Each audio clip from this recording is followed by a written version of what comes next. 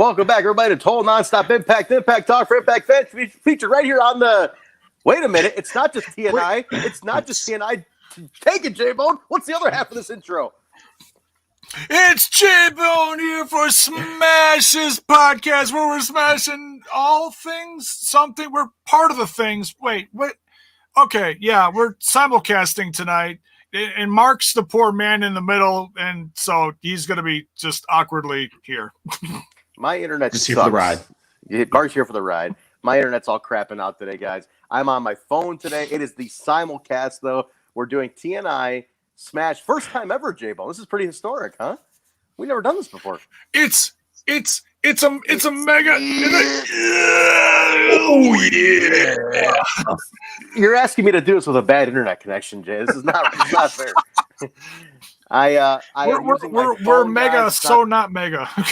Not the normal HD that I normally have, so I apologize to everybody looking to see my pretty face here today. But using the phone, internet in my area is off, so hopefully this stays on. If the internet kicks back in, I'm watching it right here. If it kicks back in, I'm going to go switch to the computer. So I'm letting you guys know now. But you are here to talk Turning Point 2020. Just went off the air. The debacle of or the challenge, I should say, of getting this online today via Impact Plus. Mark, let me have you talk about that. So God. Well, I think I may have been one of the early discoverers because I went to log in as soon as it updated, took a screenshot, went to Twitter, and I was like, let's fucking go. Yeah. And then I was like, I can't go anywhere. I tweeted before I tried shit, right? I was like, oh man, I gotta tell everybody about this shit. And then it started happening, right? Hey man, didn't work. Yeah, me too. And then, this is so we talk about the TNI curse. The real curse is the Impact Plus curse. It's unfortunate, but it doesn't matter how hard they try, how properly they plan, how well things are organized. If it's on Impact Plus, it's going to be a shitstorm. And we got one again, but they saved it. They did save. Now let's do. They got the bad and the good, right? So the bad was that the TNI the Impact Plus update went through. The new UI looks great. The problem was. That's what I hear. Yeah. The problem was the accounts didn't convert over. No one can log in. Big issue there. So nobody can get in. Debate all day going on with that whole thing. So now, 11th hour, they, I guess, decided to just give it away at what is the new UI and just stream it for free on what is going to be the live feed. So everybody was able to get to it. They put it out. They put the word out a little bit late. I was really hoping that. Yeah.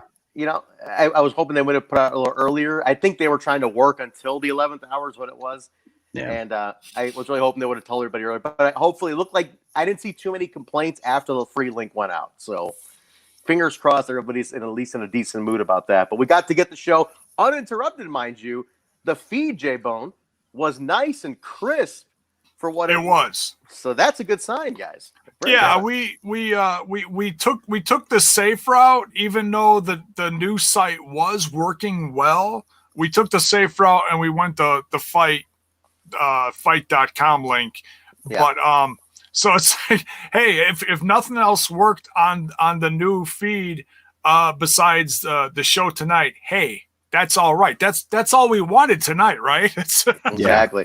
So our big thanks to our partners at Fight TV who gave us a link for us or a code for us, and also the one we raffled off. So thank you to everybody who entered the raffle for TNI, and congrats to Javier Draven at Wrestling Covers who did win the code. Javier, guys, is the one who is the gentleman who plays wrestling covers on his guitar. He covers songs on his guitar constantly, and he is fantastic at what he does. Hell yeah, he is. I made 2 requests with him today, though. I said, hey, man, you got the free code. Now, can I request you do America's Most Wanted and a New Church's theme song? I'm like, come on. And he's like, well, he goes, well, I only do new stuff, but I'll put it on my list. And I'm like, come on. But congrats, everybody. And thank you for everybody who entered, and we appreciate that. So, but guys, again, if you missed it, TNI Smashes Podcast simulcast. The simulcast is only on YouTube.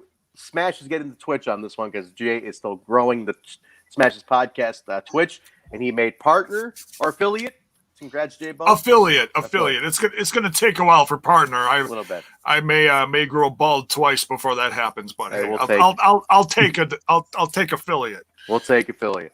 But let's talk Turning Point 2020, guys. Turning Point, as we all know, was one of the original TNA pay-per-view names, and it's really cool to see them start bringing them back. It was the November pay-per-view. They're bringing back Final Resolution next month also. So there's the old names are coming back, which is pretty cool. So this is a lot of fun, and I'm looking forward to talking about it. So Jay, I'm going to a new site to go on to boot. I mean, the new site is really kind of configuration of everything. It's got the Impact Plus. It also has the Impact Twitch feed plus ImpactWrestling.com. It's got all the news, the wrestlers. It's got everything in one, which is really, I like it. So it's a step up from what it was, and that's all we can ask for, you know.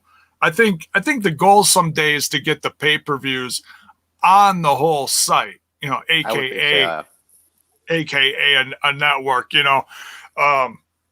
But it's as long as the quality is good, I'm happy. That's all I want. Good quality. That's a good question. So actually, Mark, you're in advertising, correct? Like you do. I am in marketing. Yeah, advertising. Yeah. Let me ask you this: from an advertising and marketing perspective, having a full media-based corporate website that has all your streaming platform incorporated into it, your merchandise incorporated into it, your Twitch feed incorporated into it, and your corporate website in one spot, is that like kind of a new? I don't say new, but is that like a very eye-appealing thing for a company to do now? Like, would you suggest that? Yeah, I would for a media company. I used to work for a media company, and that's exactly how we were structured. You might have your sub-brands and products, but I think you put everything in one spot.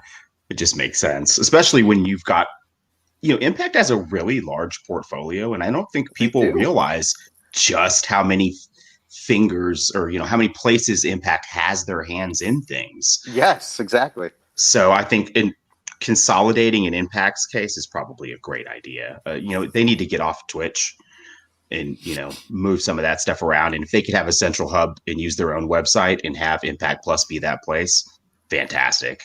I don't know if that's. Well, I love Twitch, but I think if you're not going to be having a full dedicated team to Twitch, like that would really make a lot more interactiveness of Twitch. Then you gotta just move it, just make it a continuous feed where people can at least see something, and then move it, move this thing to the side. And that's a good addendum to exactly what I'm saying. Twitch is great, but we know the effort on Impact's side on Twitch is it's not a priority, and it shows, and it does nothing but make the product look less than what it is. Yep. Pluto TV is another one that Orders is mentioning. Yeah, Pluto's another big outlet for them too, which is another Pluto. I don't think it's mentioned enough. Like their Pluto feed, I know a lot of people watch. You watch on Pluto all the time. I watch it all the time. Yep. It's a great Pluto's cool. Jay, do you ever download the Pluto app? It's really cool. Yeah, I've been on there for a couple. Like I checked out the Impact on there just to see what the content was like. It's similar to Twitch, but it's a little more unique with specials and stuff. I think it's more aimed at just a broad international. I'm not sure if it's just the US or if it's all over the place. I'm not sure. But yeah, I mean, there's some good stuff on there. I've been on there for some other things too, like movies. You find some decent music stations on there. So yeah, I've been on there a little bit. Nice. Well, let's do it, lads. Let's jump into Turning Point 2020. This is exciting. This is a great show. On paper, this was pay-per-view quality. I know it's on Impact Plus, and you are paying per the view as it is in a sense. And if you order on Fight, you are paying for it, but this really had its own legs to stand on. I really, really thought this was a solid show, and you could have marketed this as a standalone if you wanted to. I mean, outside of the Impact Plus lexicon. But let's jump into it, Jay. I'll let you narrate the matches and set them up for us.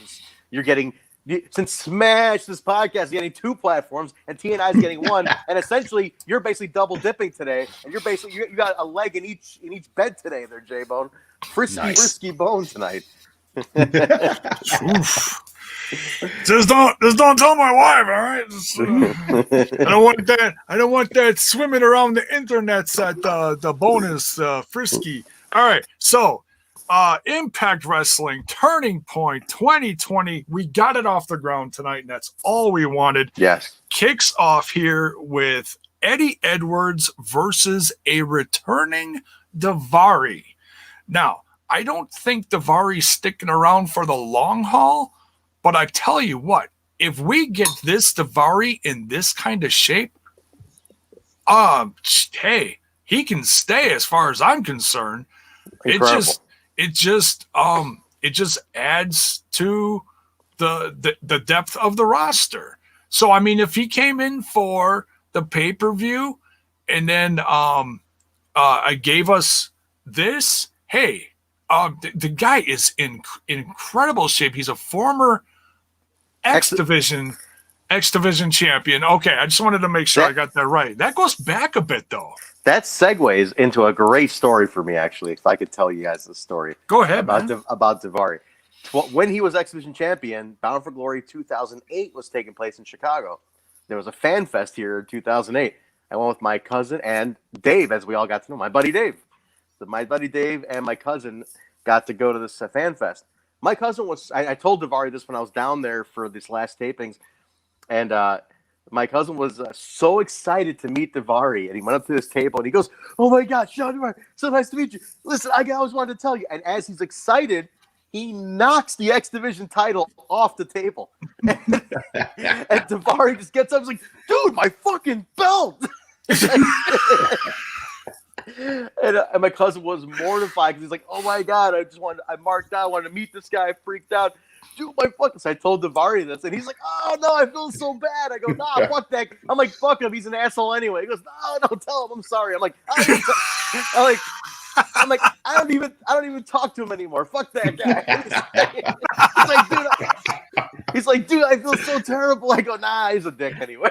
So, I'll just never forget the X Division title, the second one with the old like the spiked out X's. Mm-hmm. I'll never forget, just like slow motion. My cousin like, "I always wanted to tell you," and then just whoo, it just falling, and they're just watching it like, "No, you fucking didn't." But yeah, that's my Sean Davari story. But this match was fun. I was so impressed with Sean Davari. Very, very, and I think you guys were talking about when my feed was acting a little funny. He does run that school still, correct? With Anderson, is that right? As far as I know, yeah, that's right across the border in Minnesota, just west of Wisconsin. Your neck of the woods, J-Bone. Your neck of the woods up there, huh? Hell yeah! Nice, very nice. No, it's I heard they're still doing it. I heard they still have that that school going, so that's cool, man. That's really nice. Hey, it shows he'd look good. But Mark, any thoughts on this one? Eddie, I mean, you're a big fan. Yeah, it was a solid match. I mean, Eddie delivers with anyone in the ring. I don't know much about Davari. The dude is super jacked, competent in the ring. Only problem is I don't think I would have put this match first on the card. I think I would have put the Knockouts tag match first before this. 110% agree with you on that one. I don't know what constitutes this as first, right? Like, what is that? We're getting Trent marriage jokes already. We just started. First match in. What are you gonna do, man? Yeah. No rest for the wicked. Palm Court says this Davari story is lasting longer than Trent's marriage. Sorry, had to. I guess you had to. But no, it's I would have put. Yeah, you're right. Start with the women first would have been fantastic. I don't know what made this first. You know what I mean? What about this match sets your tone? Not that it was bad. No, I just didn't see what makes this a opener match. And I think the women in X Division are the two things that always really can set a tone for a show. And I'm with you. But by all means, a great match. By all means, a fantastic match. And we had Eddie come out on top this one, correct? This was an Eddie win. So yes, Eddie Edwards won. And so, yeah, I mean, where do you okay, so I don't think this is continuing, but doubt it. Would you, because there's a bigger story. He's friends with the champ. There's history with Sammy. Mm-hmm. In this, we kind of see where the story is going later, and we'll get to that. But so I mean, hey, and I want to hear the chat on this one too. wherever you're sound off from. I want to, hey, D-Back Cub gifting subs. Get on that sub train, baby. Yeah. We're getting That's what I'm talking about. We're getting sub gifts on the turning points thing. All right, I'll take it. Go ahead, Jam. I'll finish your thought. So, what the hell is it? Oh, damn it! I got all excited and distracted bones. Last time I had a distracted bone, I ended up divorced. Go ahead, Jam. Go ahead, Jam. Jiminy Christmas. So I don't know. I want the chat to sound off. Do you want to see more of Davari? I like Davari a lot. I don't know if he just fits in the lexicon unless you have a good story for him. That's my only thing. If anybody can, he clearly can work. He looks the part, but I don't want Davari there for the sake of just Davari there. Like if he's got a good story, if it works, character works, sure. But right now, I think he's less playing the character that he used to play, and he's just veteran Sean Davari. You know, it's like he's not really a character at this time. So my thing is, we do it right or we don't do it. But I know he was there to be a producer. I know that got reported too. I'm not revealing anything that wasn't reported, but he was at Impact for those tapings as a producer. So he was on site to be a producer. It was fascinating to watch him work. As I mentioned, I was lucky enough to be invited by the team to be a part of these tapings. So seeing him work as a producer was fascinating, and that's something I'll never forget watching. And I think as a producer, that's where the asset is for sure. Well, and let's face it, TV time is starting to get a little bit tight with the roster growing. So it is. You got to be smart about who gets that time right now. Nothing against Davari, but I'm with you. Yeah, you got to be smart about it. You know, we can't overdo. You know, we have a lot of people who aren't getting enough even right at this point. So I'd rather spend that little time we have, unless you rebrand Explosion like we're begging for. The time we have now has to be spent on the current roster. Yes, you know, bottom line. So, no, that's cool. Listen, I like them though. If it's one-offs, pop-ins like this. You know, big profile type thing. You got maybe Explosion. You know, name on Explosion. He's a name. That'd be cool. So that's. I like that. There you go. I like that. There you go. And he's a veteran presence that didn't stink up the joint. Yeah, man. Well, you know. Well, think about it. If you have a rookie you're trying out at Explosion, well, you know, give him the veteran who's been there who's been doing this for 25 years. Yeah, you know, give him the veteran guy. It's like, okay, that guy knows what he's fucking doing, and he can tell you if this rookie's gonna work out or not. You know, so I'm all for that. Totally, that's a great idea. You need a guy like that. So who's not a featured storyline guy, who's not like in everything, but it's like, cool, you're not in the mix on everything, but you're a solid player on our team who can contribute in this way. So yeah, awesome. There you go. What was next, Jay? All right, next we got tag team turmoil with the knockouts. It's all leading up to the big tournament reveal, which we got later. Yes.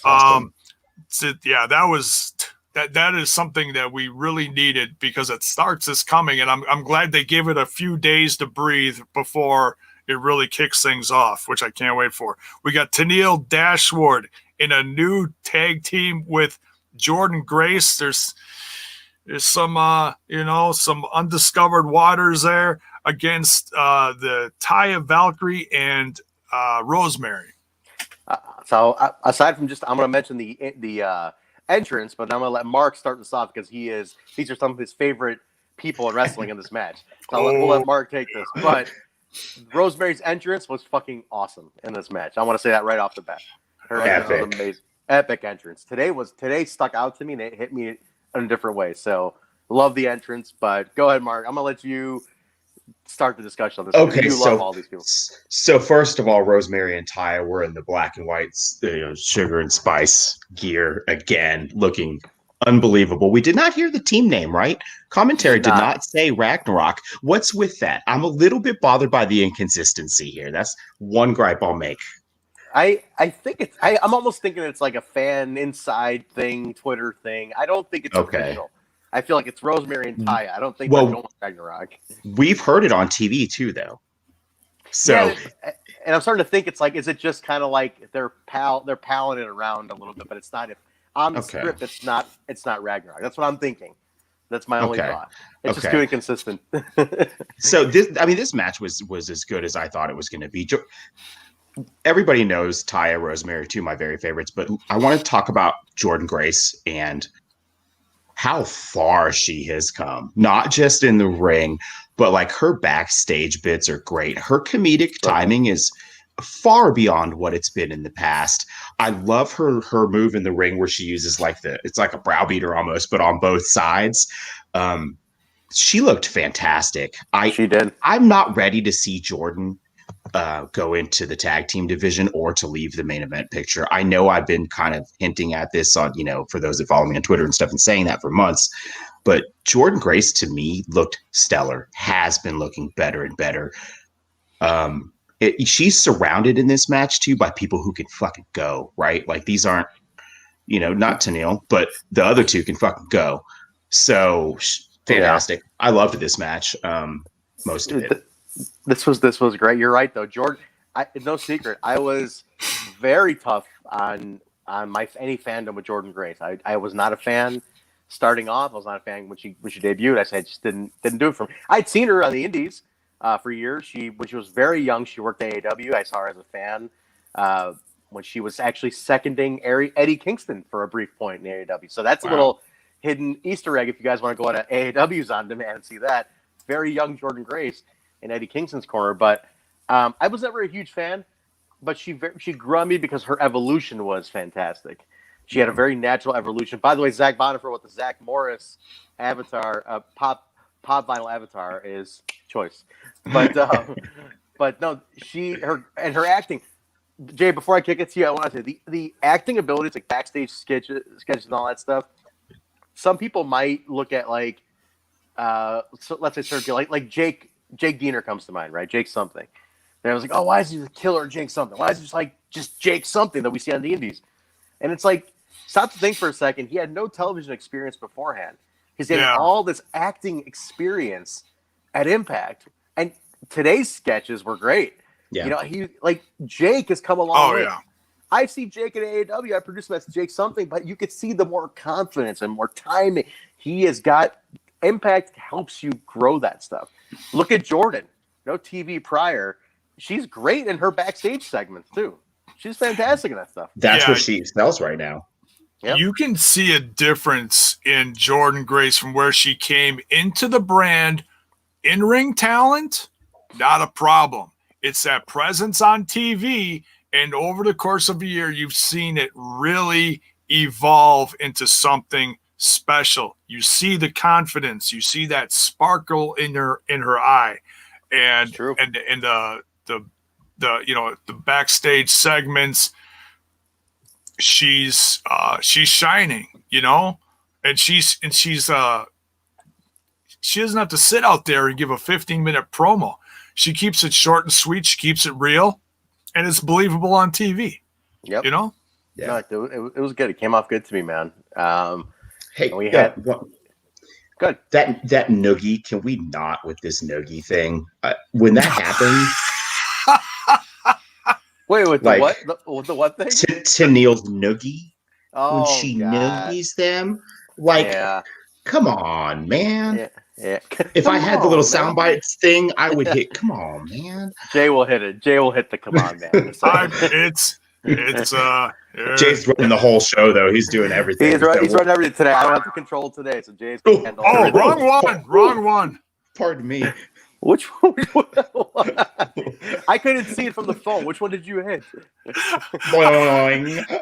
Oh, eggplant. God. The eggplant. You idiot. You idiot. Come on, man. There we go. Hit it again. Fuck. Which one's Jay? Now applies to you. Come on, man. No, I'm with you. Let's stop the noogie thing. I'm good with that. Again, I will say this constantly: the Caleb with a K. Caleb, you're taking a photo ringside, and it's you're her social media guy. I should have seen it. Hashtag it. I should see it posted on the social media today.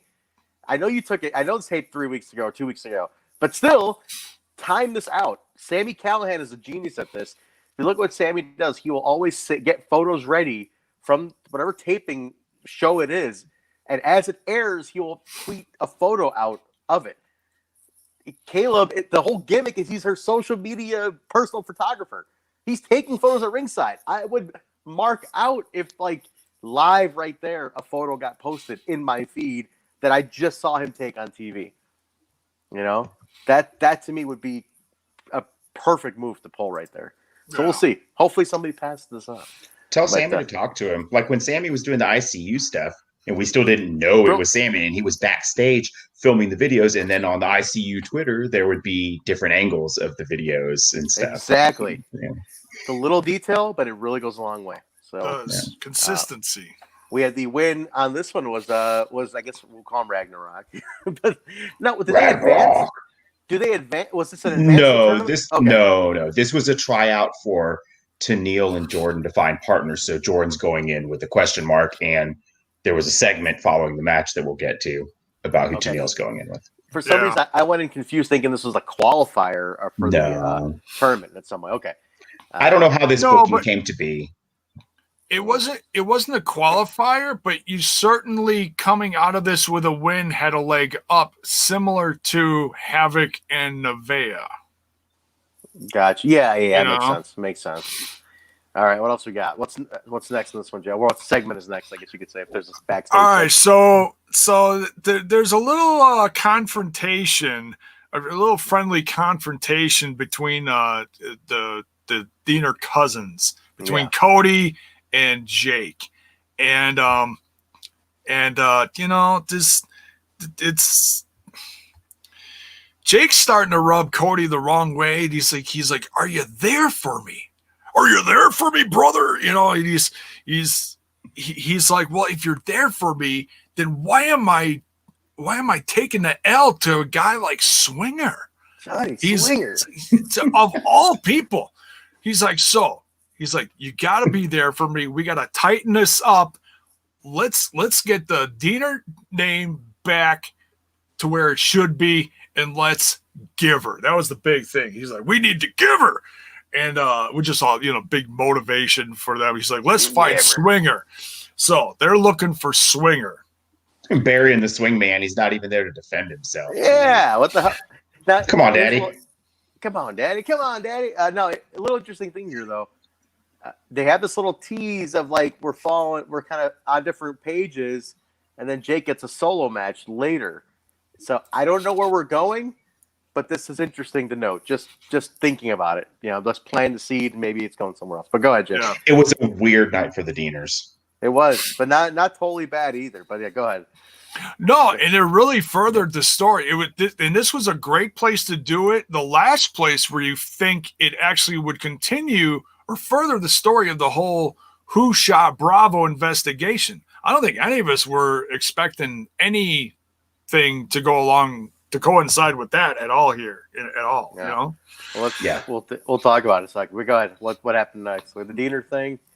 All right, so next we get Brian Myers versus Swaggle. So shoot friends, right? These guys are shoot close, which they alluded to in their little run-in with Gia Scoops.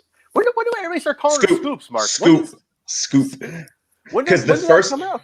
So when she first came to Impact on the TV side, she was when Deanna showed up. And she was backstage and she was trying to find Deanna. And that went on for a couple weeks. And one time she said she was backstage trying to get the scoop. And I've been calling her Scoop on the internet ever since then. It's taking off, man. It is finally. It's finally catching on. Scoop. Are you seeing that? Are you seeing that, Jay? People are actually taking to this. They're calling her Scoop. Scoop looked good tonight. So who are they calling that? Gia. Oh, no. Mark I always started that. Oh, that's fun. No, I haven't seen that. I always see the mean, woo, my God, Gia Miller, Yeah. I've been trying to get Scoop over since she first popped up.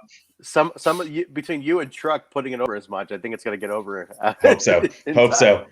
But no, it was but no, Brian Myers and Swaggle kind of a play off what happened with their little backstage confrontation. I believe that was 2 shows ago, where he shoved him and everything. He was plugging his book. Not much to know. I don't see much coming out of this one. I don't see anything continuing this. I think just almost a holdover for Myers, something he could do. It's something he can kind of stay strong with, show off the attitude a little bit. And it looks like the Crazy Steve interfered after Myers won post-match beatdown. Crazy Steve made the save. So it looks like right away you're programming Myers and Steve. Which, again, I'm not really sure what that does for Myers unless you are really shifting Steve into something different. So I don't know. What we got? Let me give it to Jay first on this one. Yeah, I mean, I didn't think that Swaggle was going to be long term, and not trying to hate on him. Just he's been away for a while. He's come back. And honestly, it was nice chemistry. Nice chemistry between Myers and Swaggle. Because it actually made Swaggle look like he remembered what he was doing. Not a ton of ring rust on Swaggle. Plus he's got his own little indie company up in the middle of Wisconsin. Oh, he runs one? I didn't know that. Which by the way, Myers actually, his first show coming out of up north was in ACW as a surprise appearance, and he's going back there, and the Karate Man, Mr. Ethan Page, is also going to be in ACW in Wisconsin later this month. I didn't know that was his company. Interesting. Yep. So wrestling's trickling back into the world a little bit. Distance. Yeah. But no, pretty standard. Nothing too crazy with this match. I mean, Mark, you have anything else to add to this one? I figured not to the match itself, but I do have a bit of an issue with the booking on Myers. Myers looks so strong at Bound for Glory in the Gauntlet. He threw out 5 or 6 people. Okay, now we're getting a match with Swaggle. No disrespect to Swaggle, but it's not what I'm expecting coming off of a Bound for Glory like that. Exactly. And then I'm getting what seems to be completely random booking into Crazy Steve, who I also love. But this seems like a complete mismanagement of Myers, honestly, coming out of a Bound for Glory. I'm like, what does this do for Myers at this point? It doesn't do anything. And it's like you booked him really strong, with the promos and the thing with Tommy, and it's like, cool. Yeah. But where does this leave us now? I mean, Swaggle's one thing, because it's the whole, like, I'm going to be a bully and pick on the little guy and, my own buddy, and if I can hate my own best friend, I can hate anybody. But it's like, Steve? I mean, it just seems like you're booking him into a corner, though, because if I'm a casual viewer, which we do often talk about, how do we get people back into Impact, right? Yeah. This is not my opinions, but this is from outside in, playing devil's advocate. I see Brian Myers. I know this guy, right? He was famous from the place up north. He's booked against a little person, and then he's booked against this guy who's got a monkey and, face paint and is crazy. This doesn't look strong for Myers, and I really, really liked all of the Myers build through Bound for Glory. I thought he was going to come out of that huge. All right, so I just figured out the whole tie-in between Swaggle and Crazy Steve. They're both considered misfits of the roster. Oh, yeah. Okay. Maybe that's where they're going with this. Oh. He starts getting through, like, I'm a professional wrestler and I got to deal with a clown. I got to deal with a midget. And, like, who's next on that? Baba Booey and Beetlejuice and, like, whoever you got to have. Like, the entire... Jay, that's smart, and that's smart on Impact's side if that's where they're going with it, because you have a very big cast of characters. Like, it could go into various other people. I got Johnny Swinger. I got to deal with this guy who thinks he's back in 1988. Like, what the hell is this? Like, where the hell am I? I'm a professional, goddammit, and, like... Yeah. Okay, I like it, Jay. Okay. You're not as boneheaded as I think you are sometimes. Well, and we know. We all know. I'm sipping it slow tonight, guys. I'm sipping it slow. I'm trying to stay with us here. Good man, Jay. We do all know, too, all of us watching, all of us in the chat, that Impact, if you give them time, they always deliver. Very rarely do they drop it. So it's a blossoming kind of tale that they tell, Yeah, and I'm not trying to be overly negative. I just really like the Myers build up to Bound for Glory, and I feel like they've dropped it, and I'm a little bit wondering what's going to happen, you know? Yeah. So we'll see. We'll see. We're not shitting on it. We're kind of wondering, but I think Jay, I really do think you hit it on the head with this one. I think you got it because it really does seem like it's another misfit to deal with, and that makes a ton of sense. So, cool. Yeah, and who knows? So who knows what Brian Myers is going to have to deal with after that, and if it makes Swaggle crazy, Steve, and whoever they put with him, it could be Swinger, could be someone else, could be someone new. We don't know, but whatever they do with that, keeping them together, it makes them stronger as a force, you know? And you know what? Big picture wise, this company for the longest time now has been the island of misfit toys. Let's be honest, you know, but I mean that in a good way too, because it's a little bit of everything, you know? Absolutely. What's our next? Good. I was just going to say what Hakeem's saying in the chat is, I mean, and I know it's true, but it's hard not to think about the booking, but it's best not to think about impact booking because crazy shit happens and we always come out the winners in the long term. Sometimes it just takes a long time. It's a matter of patience, but that's storytelling.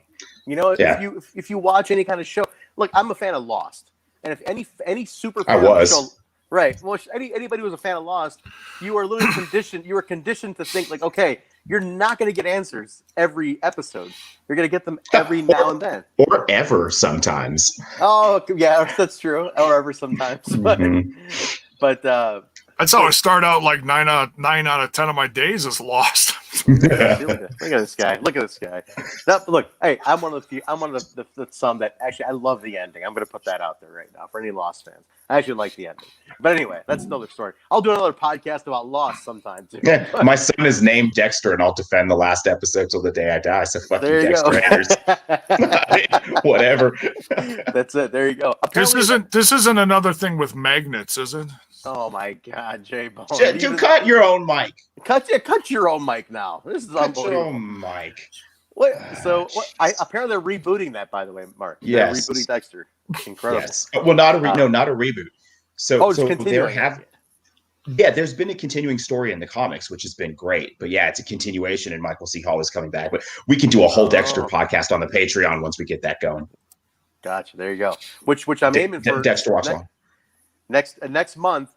Because the world they're locking everybody down again, so we're gonna have a shit ton of time in December. Yeah, so I might Dexter watch along. I might start podcasting 5 days a week. God damn it! Then you'll only be too short of J-Bone. Exactly. Guys trying to steal my gimmick over here. Trying, J-Bone. What do you want? You want a headband too to go along with that? Huh?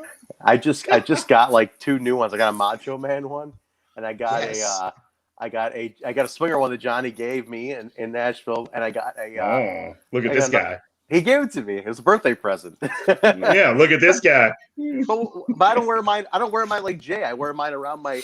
I was fashionably wearing them around my neck prior to COVID happening, where you needed to have one to pull up on your face. I was just wearing them fashionably around my neck. If you look at some of my Hemi gigs, I was rocking them. Then it became cool. Now everybody's rocking them. Right. So you're saying Jericho? You're saying Jericho stole your shit? Totally stole my shit. Totally. I watched him do. Chris Jericho is everything Chris Jericho's into is everything I'm into, but he's like really successful at it. That's the thing. Wrestling fan growing up, became a fucking wrestler, success. Rock's 80s metal fan, has a fucking band, success. Metal band, moderate success. Jericho, podcaster, huge success. Podcaster, I got people ripping on my fucking divorce. Yeah, you're right. It's just like me and The Rock. I like movies. I like wrestling. He's just better at both those things. He's better at everything than I do. Yeah. I have very similar interests to Chris Jericho. He's just me and him do a lot of the same things. We're into all the same shit. The things I've read his books. We're into all the same shit. It's just that he's really fucking successful at it, and I've had moderate success in these areas. That's all. I feel like I should just, if I could just like have a little rub off of the Chris Jericho success tree, I'd be right there, man. I'd be right there. But anyway, what was next, Jim? Jeez. Are you done putting yourself over now? All right. No, I was putting myself down. Man, come on, man. You consider that over? Come on, man. Come on, man. Will you shut up, man? All right, so we got a hell of a tag match next. We got Triple XL, AC Romero and Larry D versus Chris Sabin and not new to this brand, but new tag partner, the return of James. Sorry, but your damn luck, Storm. I love me some James Storm. The one thing I wanted at the beginning of this match, I just said, I thought to myself, I said, if I just hear beer guns one time, I'll be happy. And I got it during this match. I got the beer guns. That's all I wanted. I don't care who won or lost. I didn't give a shit.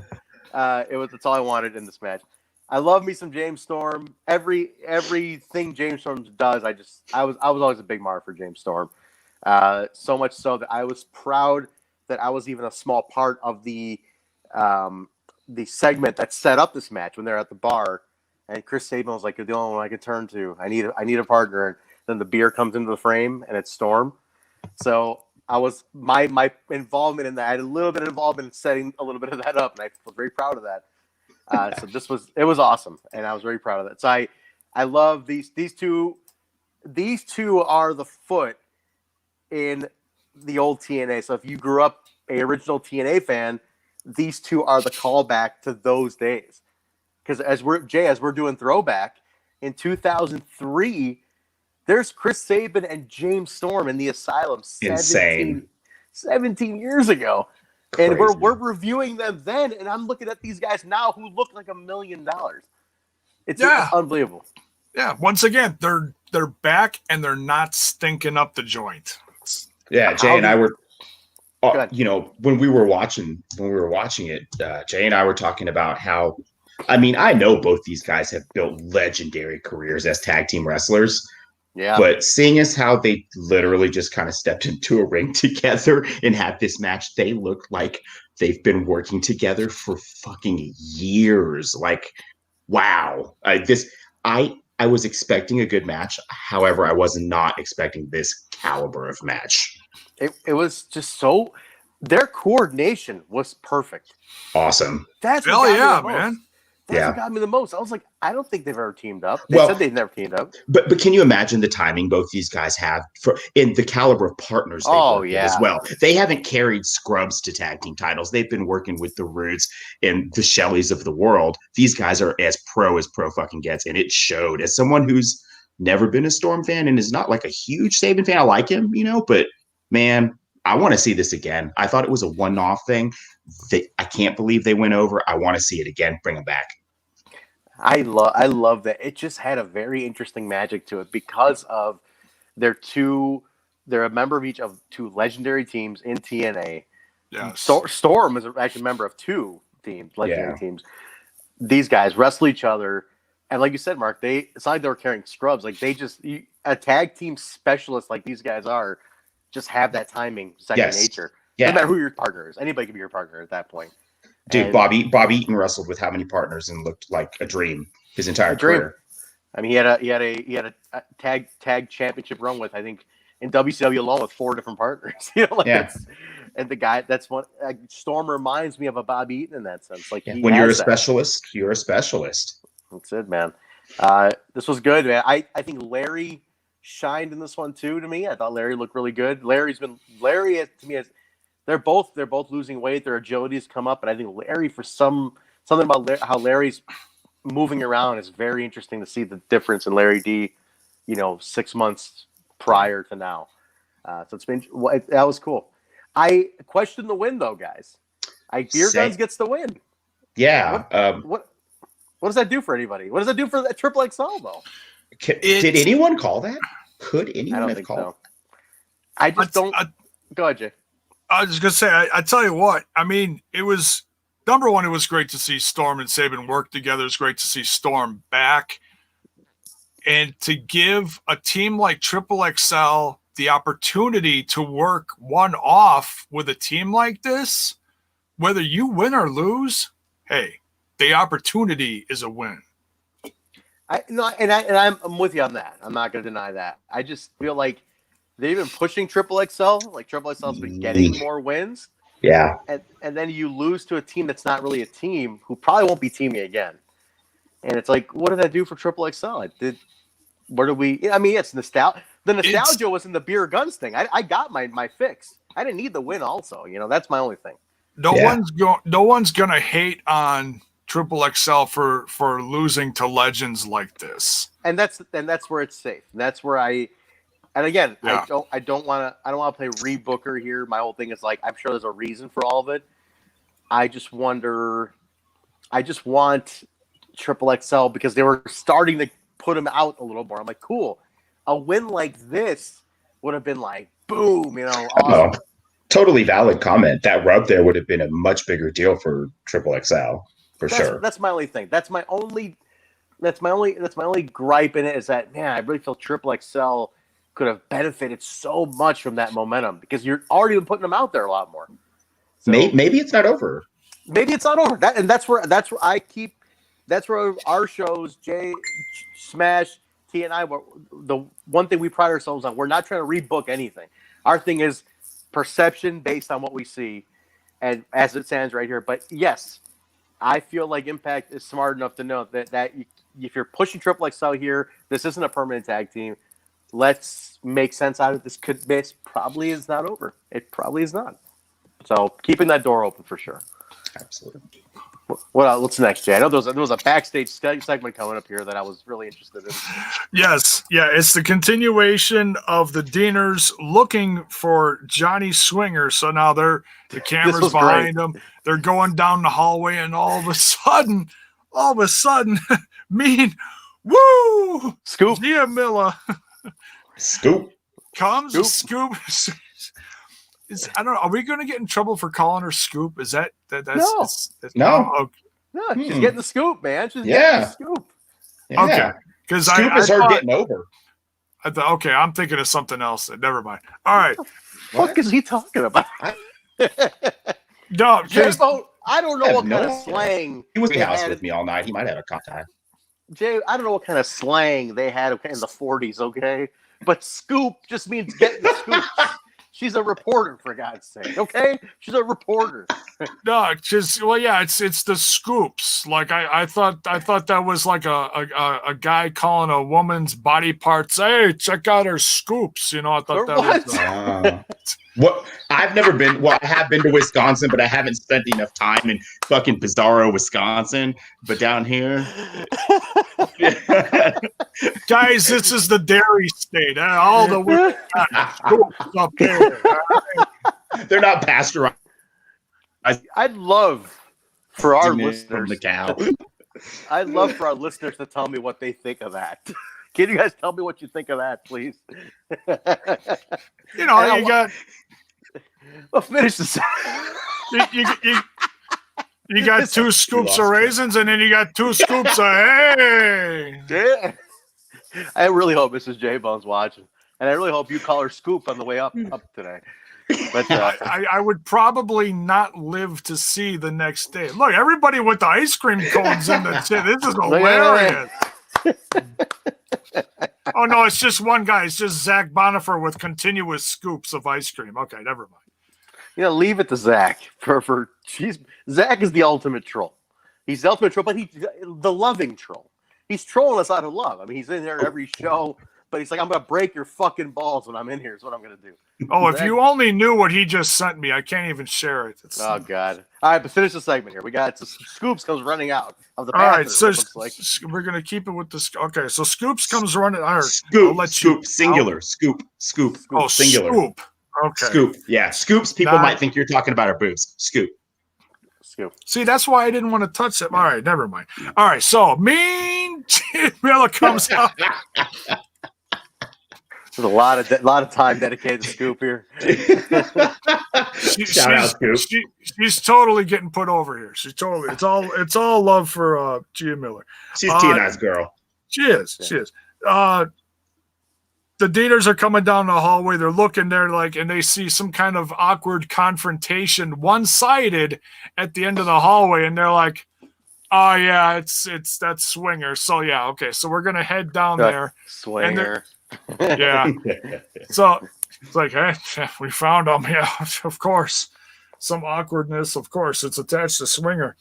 So they're just about to go in the bathroom or locker room or wherever he's at, whatever room that was, and they see his gear outside on the floor, on a chair, or wherever it was sitting there. Yep. And he goes, "Oh, it's his fanny pack." Cody picks it up, looks at his cousin, and goes, "Hey, this is heavy, like heavier than it should be, because that's the one that didn't it knock out Cody in a match or something." It did. That's one of the big things about it. Knock Cody out. Keep this part in mind. It's the loaded, the loaded fanny pack. I kind of fanny pack. There's a part of me that almost kind of knows where this might be going.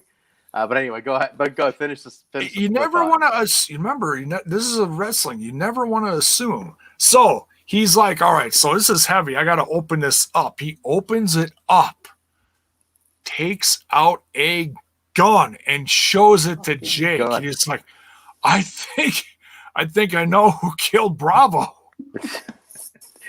Johnny Swinger has a fucking gun in his goddamn fanny pack. That's all I gotta say. But my thought about this, Mark, and you're an old school fan as well, so you'll know.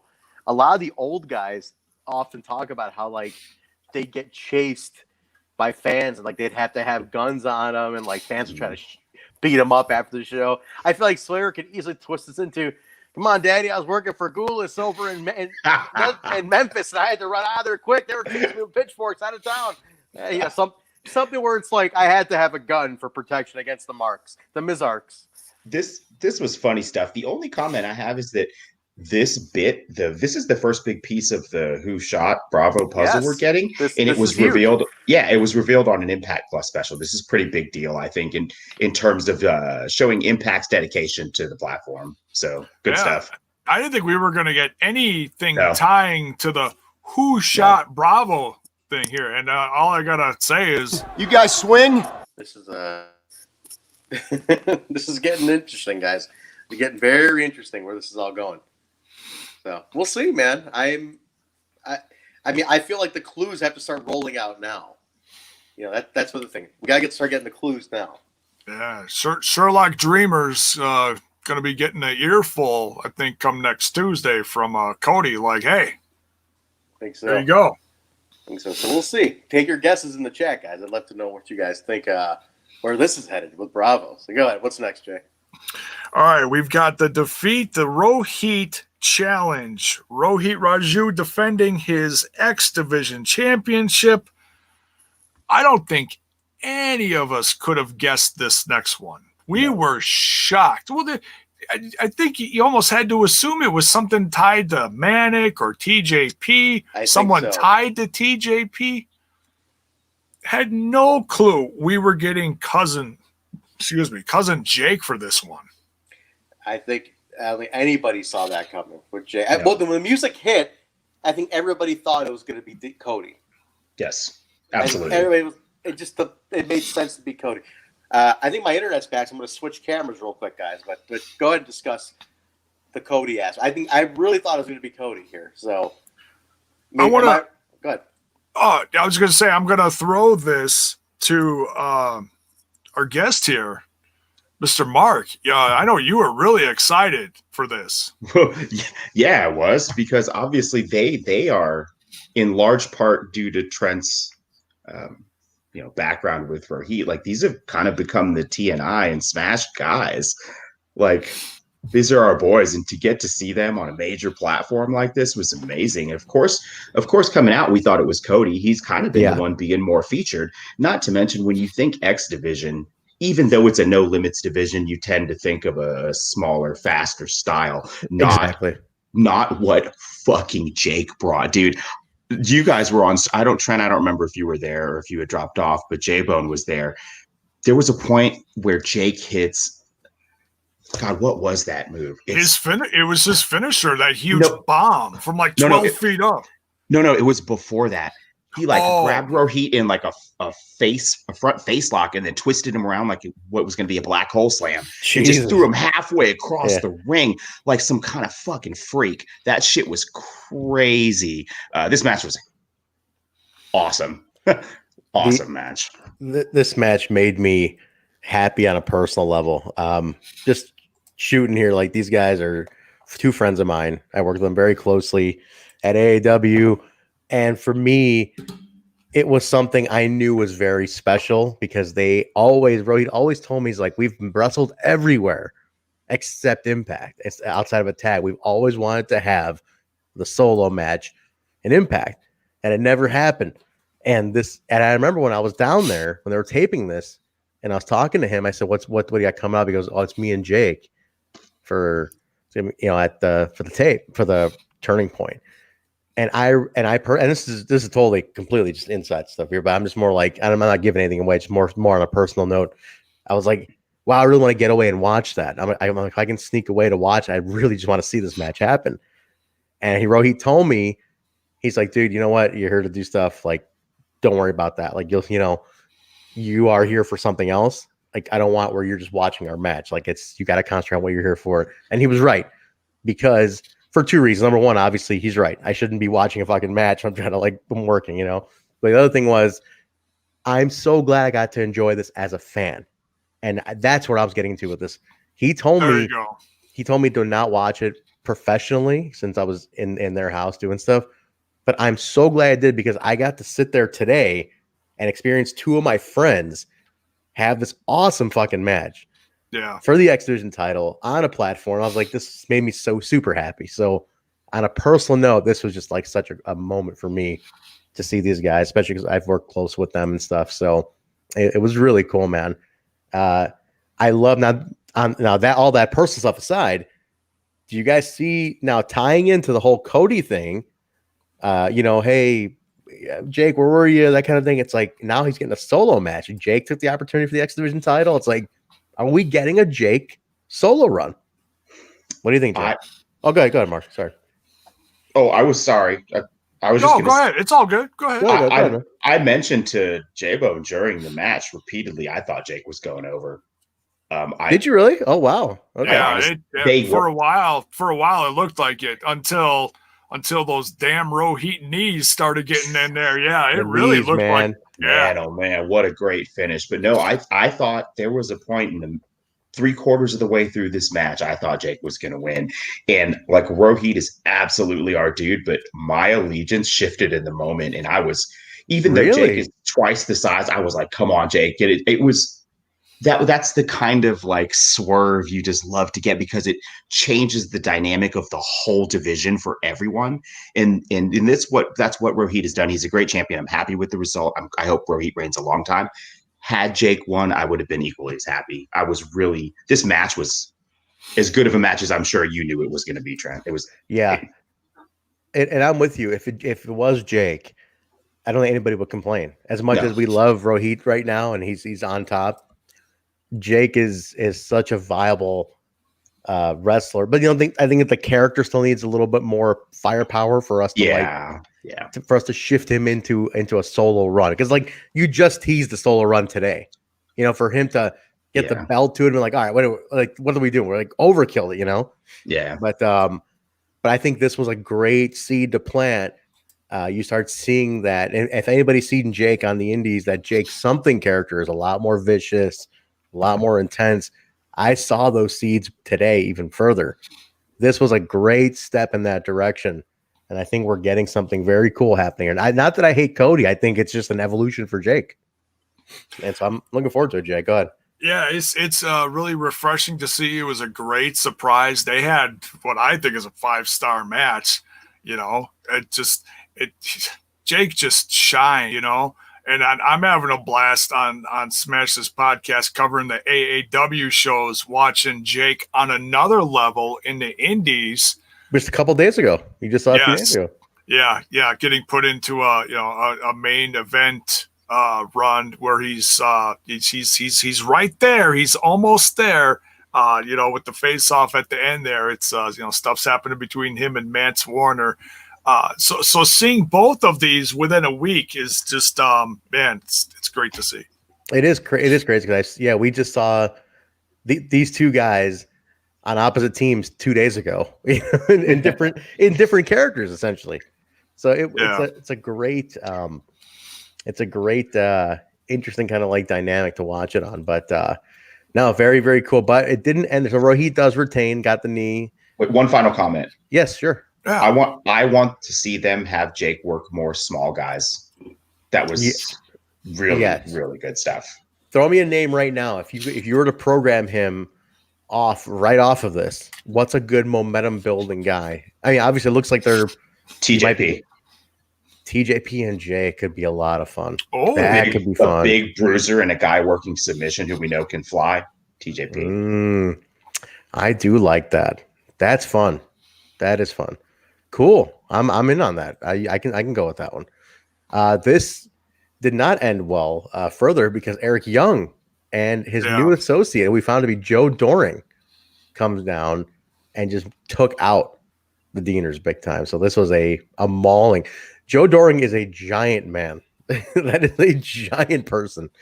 I'm trying to see how he's built here. Let's see. I don't have his height, but man, listen, when I was there, he walked by me at one point, and I'm telling you, this was a giant individual. Like, I was like, holy fuck, this is a big guy. You know, he's huge. And I'm like, and I didn't know. Now, here's the funny thing. Josh, I believe on commentary, says Joe Doring making his way back to Impact Wrestling. When has he been in Impact before, right? Little research. Yeah. In 2000, Jay, did you look this up too? 2005, he did a quick little run. No, I saw there was an article. I got a notification from Ringside News saying former TNA run. He also had a run in All Japan, I believe. He's big and and I'll mention. I got it up right here. Yeah, go ahead. He trained at Can-Am, so he trained with Demore in his school in 04 and BCW and stuff. But he and he says he's born in Chicago, which is interesting. I didn't, unless he wrestled in the Indies in Chicago, I really didn't know. But he competed during the pre-show for Turning Point 05. Wow! How's that for a nice little tie-in, right? Jeez. Wow. And in a 6-man tag on December 17th, 05, he was on Impact TV, and he lost to Rhino, which now when I look at old pictures of him, I kind of am starting to remember him because he didn't have the mustache and stuff. And then in September of 06, he went under the new name Von Doring, and he was in a tag team match with Brandon Tomaselli, and they fought Team 3D, and that was it. So 3 appearances. And then he went worldwide, All Japan, WWE developmental for a little bit, but basically he's an All Japan guy, and he is an All Japan Triple Crown champion.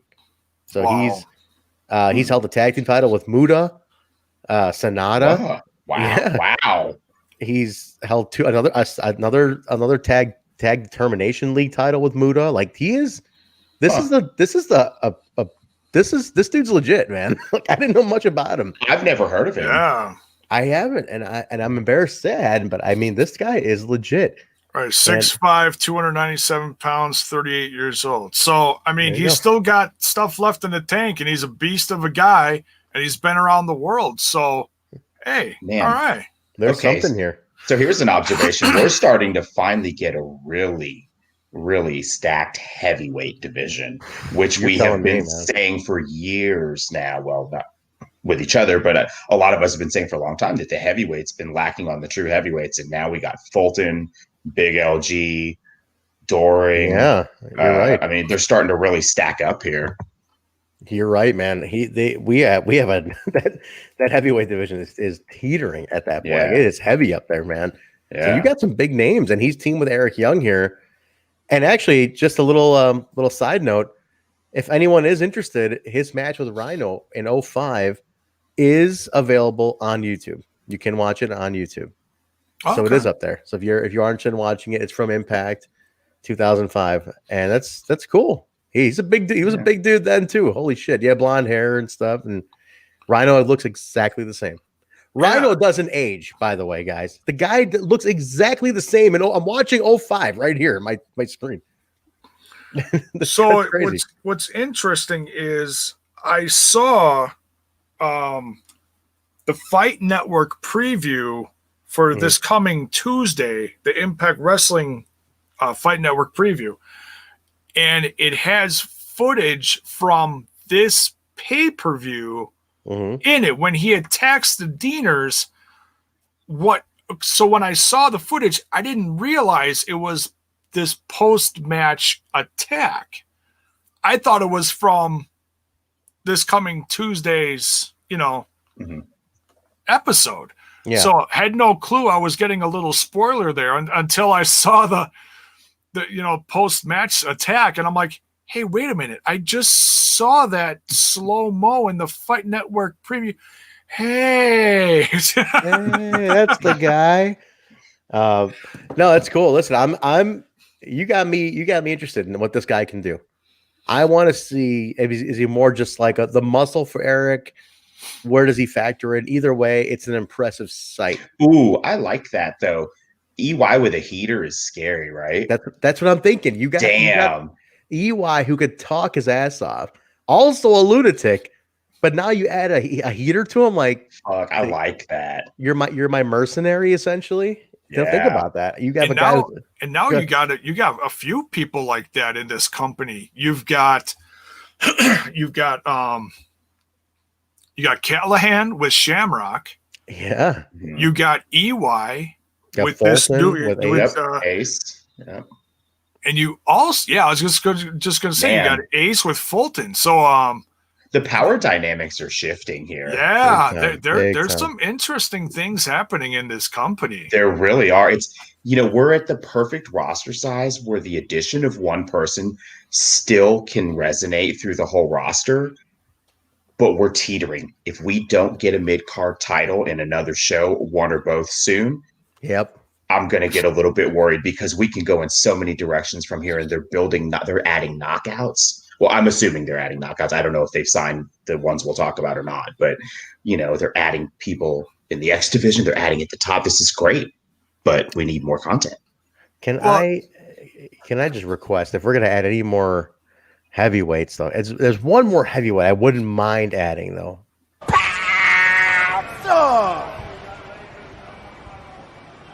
Period. Just one. But you're gonna say something, Jay. That's not a little one. Good. Oh, I completely lost after that. I got that, pounced it right out of my brain. Period. It's all good. Yeah. It was the period at the end. It was. I'm with you, Mark. If we melt down, if we don't get, oh my god, the wrestling would melt down. Yeah. I mean, he did tease it recently. He cut a promo for Lance White, right? Yeah. And, yes. Lance Archer, and he was trending. He was trending off of that too. He was trending. Excuse me, down south. Sorry. It was Jay. This is half your show too. That's the simulcast. I'm gonna let you get off the hook on that one. But it was he was trending, and that tells me, man, that guy ever decides to poke his head around anywhere. So AEW pulls 600,000 to 800,000 viewers, and he was trending like top 10 off of just a simple like nothing cell phone promo thing. They didn't air it on their TV, right? That was just in the internet. Like only Archer put it up. That was just the Twitter box. Yeah, that tells you something right there. Yeah. But anyway, no, I agree with you, Mark. If we don't get like a mid-card title, TV, US, intercontinental level, whatever, we need something because you are leaving that mid-card very wide open. Can you imagine if we had a mid-card title, the direction Brian Myers would have versus where he's at now? Exactly. That's a guy. That's exactly the type of guy you would put to position into something like that. And J Bone's thinking about Goldilocks again. Yes, he is, Miller. I don't think he ever stopped, to be honest. What's next here, Bone? Goldie Bone? Gold. You're gonna get me fired from something else. Bony locks. Bony Woo! I'm gonna have to start my own OnlyFans. All right. So we got Moose versus Willie Mack. Yeah, I probably and I like both these guys, but probably the match I took the least away from on this. Because I don't, number one, I was hoping they would have at least made it for the TNA title. You know, like put it where Willie's like, I'm not gonna have this match without that title. I want that belt. I'm gonna humble you, you know, I want to go after you a little bit. And it was just kind of a fight for the sake of a fight. So I was really hoping they would have put the title in the mix. I mean, Moose did come away winning it, but it's like it would have been nice to have that up. It's like I want to take that belt. I'm confused though because the ref was it Spencer? I think it was Spencer. Let me check. I think it was Spencer. Spencer held up the championship right before the bell rung. He did. Okay, yeah. So there you go. So and it was Spencer. Yeah, it wasn't pre-advertised as it was like for the TNA championship. It was just more like a grudge match. You know, so I don't know if that was a last minute thing. I don't know if that was something Moose told him to do. Like they always have him announce him as the TNA World Heavyweight Champion to put him over. If that was just one more thing, like, oh yeah, here's the belt. I don't know. Here's what you're forgetting. It's not a real fucking belt, gentlemen. It's just a prop. It is just a prop. I get it. Yeah.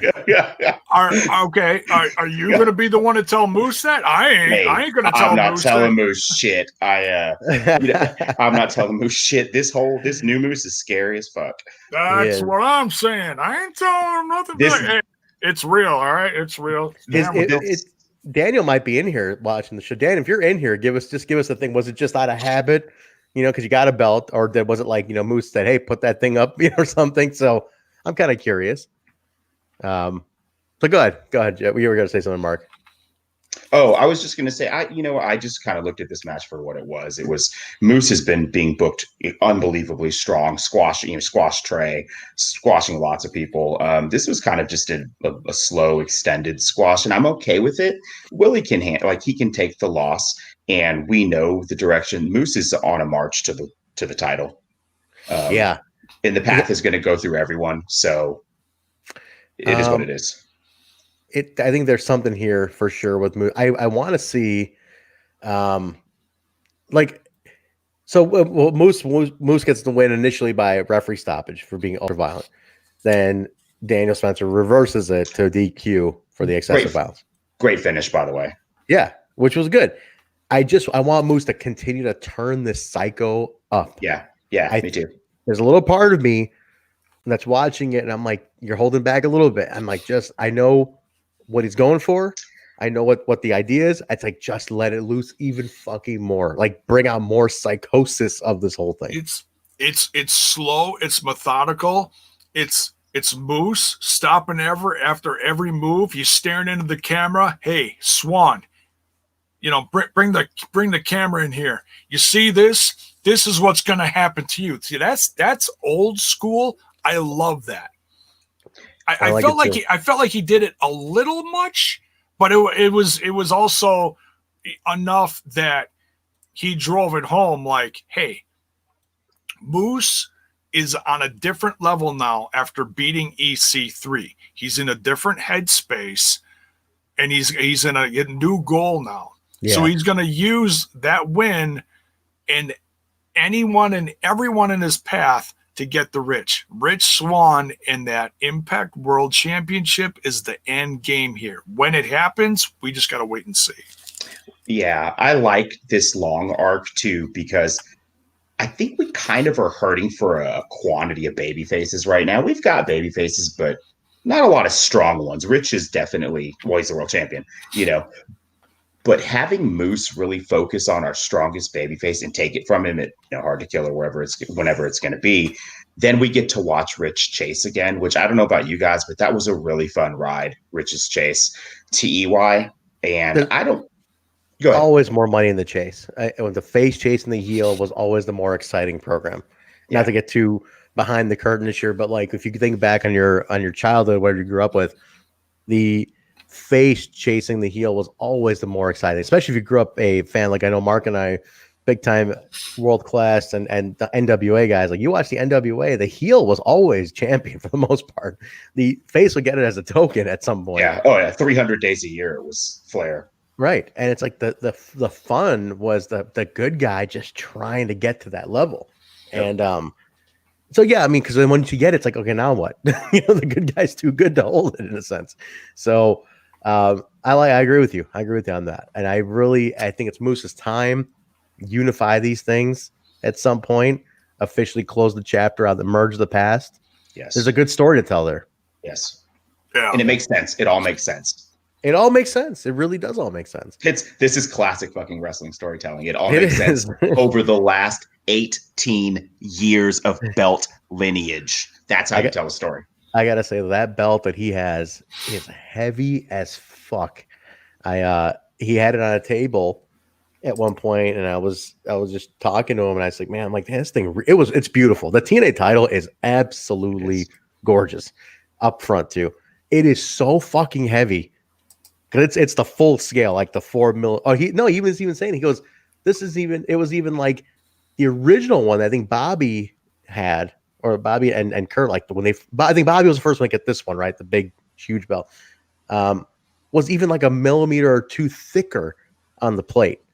Like one that they used before. And I'm like, how much fucking heavier was that one? Like this one was heavy as shit, but it was beautiful. And Moose just looks like a star. Like the entrance, I always call it out. I think and I always say when he enters, it's boss mode. It's like final boss. And when you when you play an old Nintendo video game, it's final boss mode. It's like the guy just appears, dun, dun, dun, and it's the lights hit him. He's a star. He's absolutely a star. And I want him to continue to evolve as that star, all the different facets. But it's a beautiful belt. That's one belt that I don't really collect the belts, man, but that's one belt I would not mind having for sure. It's a nice belt. And Moose is absolutely a star. To think he's never been the champion is kind of mind-boggling. It's mind-boggling, but what he's doing is perfect though. Yeah. It's like but the Moose character is champion. He's like, what are you talking about? I am the champion. Right. It's like, in his evolution, especially since turning heel after that babyface run and his shot at the title with Austin Aries, everything since then, watching him evolve into this heel character has been incredible. It's been slow storytelling. He's taken care of legend after legend after legend after legend. And it's, man. Dude, it works. It really works. It's good stuff. No, and I love it, man. I want to just continue to build the Moose character. If there's gold there, you got a star on your hands. You just got to make it. You got to do it right. Oh, hey, shout out to Ref Daniel for putting himself in harm's way to stop Moose from killing Willie. He did. Yeah. Friend of the show, Referee Daniel. Cheers to you, Ref. All right, what's next, Jay? I'm probably gonna get in trouble for showing this. No. I'm probably gonna get in trouble for showing this. Don't do it. We love Zach. Uh-oh. So this is kind of funny. I can only imagine what's about to happen here. Mean Gia, give me 2 scoops. Oh god, I just noticed Gia's face on Mean Gene. Oh man, that's so horrible. I love it. My God, Bonifer, you sick son of a bitch. You sick bastard. That's pretty good. That's pretty good. I love Flair. I know some people can't stand Flair. I love Flair. I love Flair. Love Flair. By the way, I just realized something. Our good friend of the show, brother Gary of Gary's Movie Emporium, Jay, as you know, who leaves 1,000 comments per video. So guys, if you ever want to interact with somebody who's watching our show, who watches the shows we review, Gary will leave 1,000 comments on these videos, and you can get really involved in it. But I just noticed something. He always says there's 2 eyes watching me and behind me in the room. I just noticed these are the 2 eyes back here that he's talking about. Right there. He's like, there's, I don't know what that is. I think there's. Can you turn it off? Can you turn that off? That's creeping me out now. No, I don't know what they are.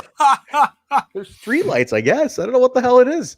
It's from like a I think it's the glare building from- across the way or something. Yeah, it is. I think it's the building across the way. But those are the two eyes he's always talking about. That's funny. There was a backstage segment here before the match. I don't know if you had that written down, but it was Eddie wishing Swan best of luck. Oh yeah, that he's got his back. Yeah. Yeah. But next match, go ahead, Jay. All right, so we got the Impact Tag Titles. This is one of the ones I was looking forward to the most. Yeah. I was rooting for my good brothers. The good brothers, Carl Machine Gun Anderson and Doc Gallows versus the North, Ethan Page and Josh Alexander defending. And there are two-time champions, the North, going into this. Crazy. They've built this feud up over the course of, I want to say, since the Good Brothers came in, a few months. They didn't target them right away, but maybe a month and a half, 2 months. Yeah, it's been a slow burn leading up to Bound for Glory, and then now this. And the other solo matches in there in between and stuff. Yeah. We do have new tag team champions with the Good Brothers. Let me. The reason I jumped to that right away is I want to discuss this. Did anybody see that coming? Yeah. Okay. Mark's not happy with this. Go ahead. I want to hear this. I know. We were rooting on opposite sides during this. Really? All right. Yeah. I want to hear both sides here. I want to hear both of you guys. Hey, you know what? The Good Brothers have been an amazing signing for the eyes they're bringing to the product. They're company guys who are always talking up Impact and trying to bring I love them. But man, the North, those are our fucking guys. Santana and Ortiz, LAX, those are our guys. Like the North are Impact tag team champions, and I love them. They're great. They look like they were out for blood and there for business tonight, and they're black and white. Man, I don't know. It was a great match. I loved it. As soon as I saw that Magic Killer, my heart sunk. Oh, no. when they hit it, I was like, they popped huge, and I was completely quiet. You were like, shit. Yeah. I mean, hey, congrats to the new champs. I hope this doesn't mean what I think it means. Well, we'll put it out there. I mean, a lot of people are talking that this could This could be the wind down of Ethan Page in Impact Wrestling. That's been put out. I mean, he's putting it out there in a sense too. He's putting a countdown on his Twitter for God's sake. Yeah. We don't know. That's personal business. We don't know where that's going. It's not my business.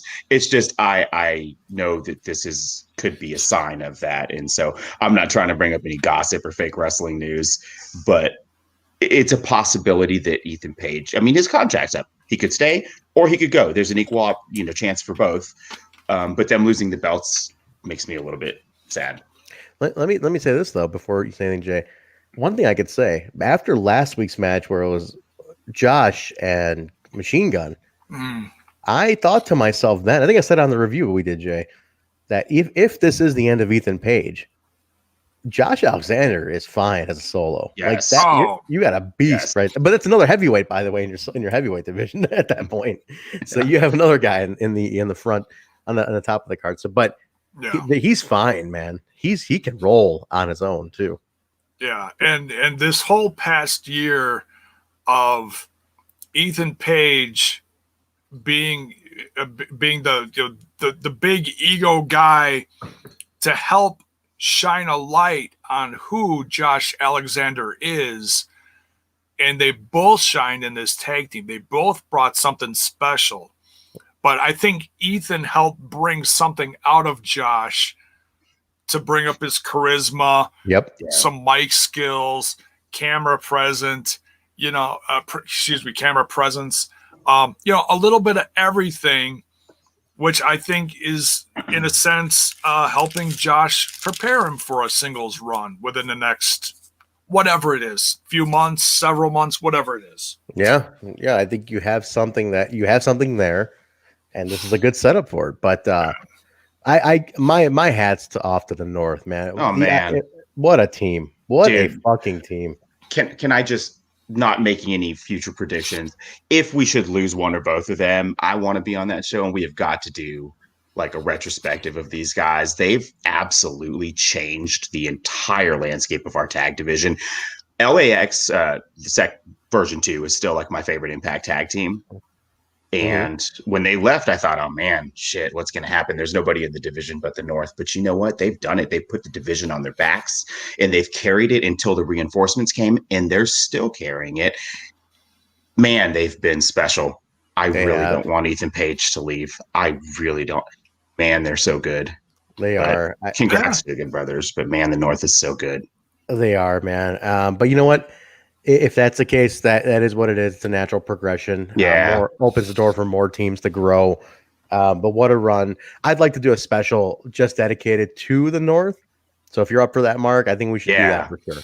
Yeah, that'd be awesome. If that is the case, if they're hopefully it's staying, then let's do it anyways. Then we'll do it anyways. We'll talk about somebody else if we have to, but no, great run. The second run was short, but it was short and sweet. Just a little add on to the amazing reputation of the North, because like you said, when LAX left, it was and the Lucha Brothers left at that time was a huge gap. It was like, man, what are we gonna do? And literally, the North walked in, took the belts off LAX, and just fucking owned it from there. That was it. We didn't even have a transition period. The belts, the tag titles have remained strong as hell for 2.5 years now. It was great. Oh, and yeah. Great. Those tag titles are as strong as any tag titles in the world, I think, currently right now in terms of where the belts have been for the last stretch. Very strong titles. Yeah. I think, I'm with you. I think they are. I think the Impact Tag and Impact Knockouts titles are just they're untouchable in the sense of like no one puts stronger presence on those two knockouts for sure. And knockouts is like not even a question. Not even tags. Some people do other tags, bro, but this is just great. They carried it for sure. Yeah, and they made everyone they worked with work that much harder. Whether you thought the North was going to retain over the course of that calendar year plus whatever it was, everyone looked great. I don't think they had a bad match. No. Yeah, and shout out to what you were saying about Josh's growth in character and on the mic, and then Ethan's growth in the ring and his body work and stuff. These guys are a total fucking tag team package. And I know that, totally Bell's boy, Josh is definitely staying, and that's awesome. He's so ready for singles, but damn, the North is so good. Like they have decades left to run like this. These guys are the living embodiment of the tag team wrestling we grew up watching. That's true. To lose the North would be devastating. So I don't know. I hope I'm wrong. Let's fucking move on. Yeah, Mark's getting emotional. Let's move on. What's next today? It's okay, Mark. It's all right. Yet. Might have to cut his mic to cool him off. Go ahead, Jay. Set it up. I'll shut him up with this one. This was the Good Brothers weekend. They had the pay-per-view yesterday. They had the tag titles today. What's next for the Good Brothers? I think I'm gonna cut. You know what? I'm gonna cut your mic and then go solo. Cut both of your mics. Just go solo. Because Jay, you start off like that again. You're gonna get one of these. Okay, you get one of those if you start off again. I'm just telling you, like right now. This is horrible. Or actually, Jay, even though this is simulcasting on your channel as well as your other home TNI, if you keep sprouting off and blistering off in other directions, you're gonna be doing this. It ain't no secret. I need a job. Yeah, it's gonna be you, Jay. Sorry, take it easy. Now, what's next? So, but yeah, congratulations to the Good Brothers and new. I just had to say it one last time. All right, so can I add one thing to the Good Brothers really quick? Go ahead. I'm excited what these guys do with it. Look at the marketing they've done for Impact without being champions. Yes.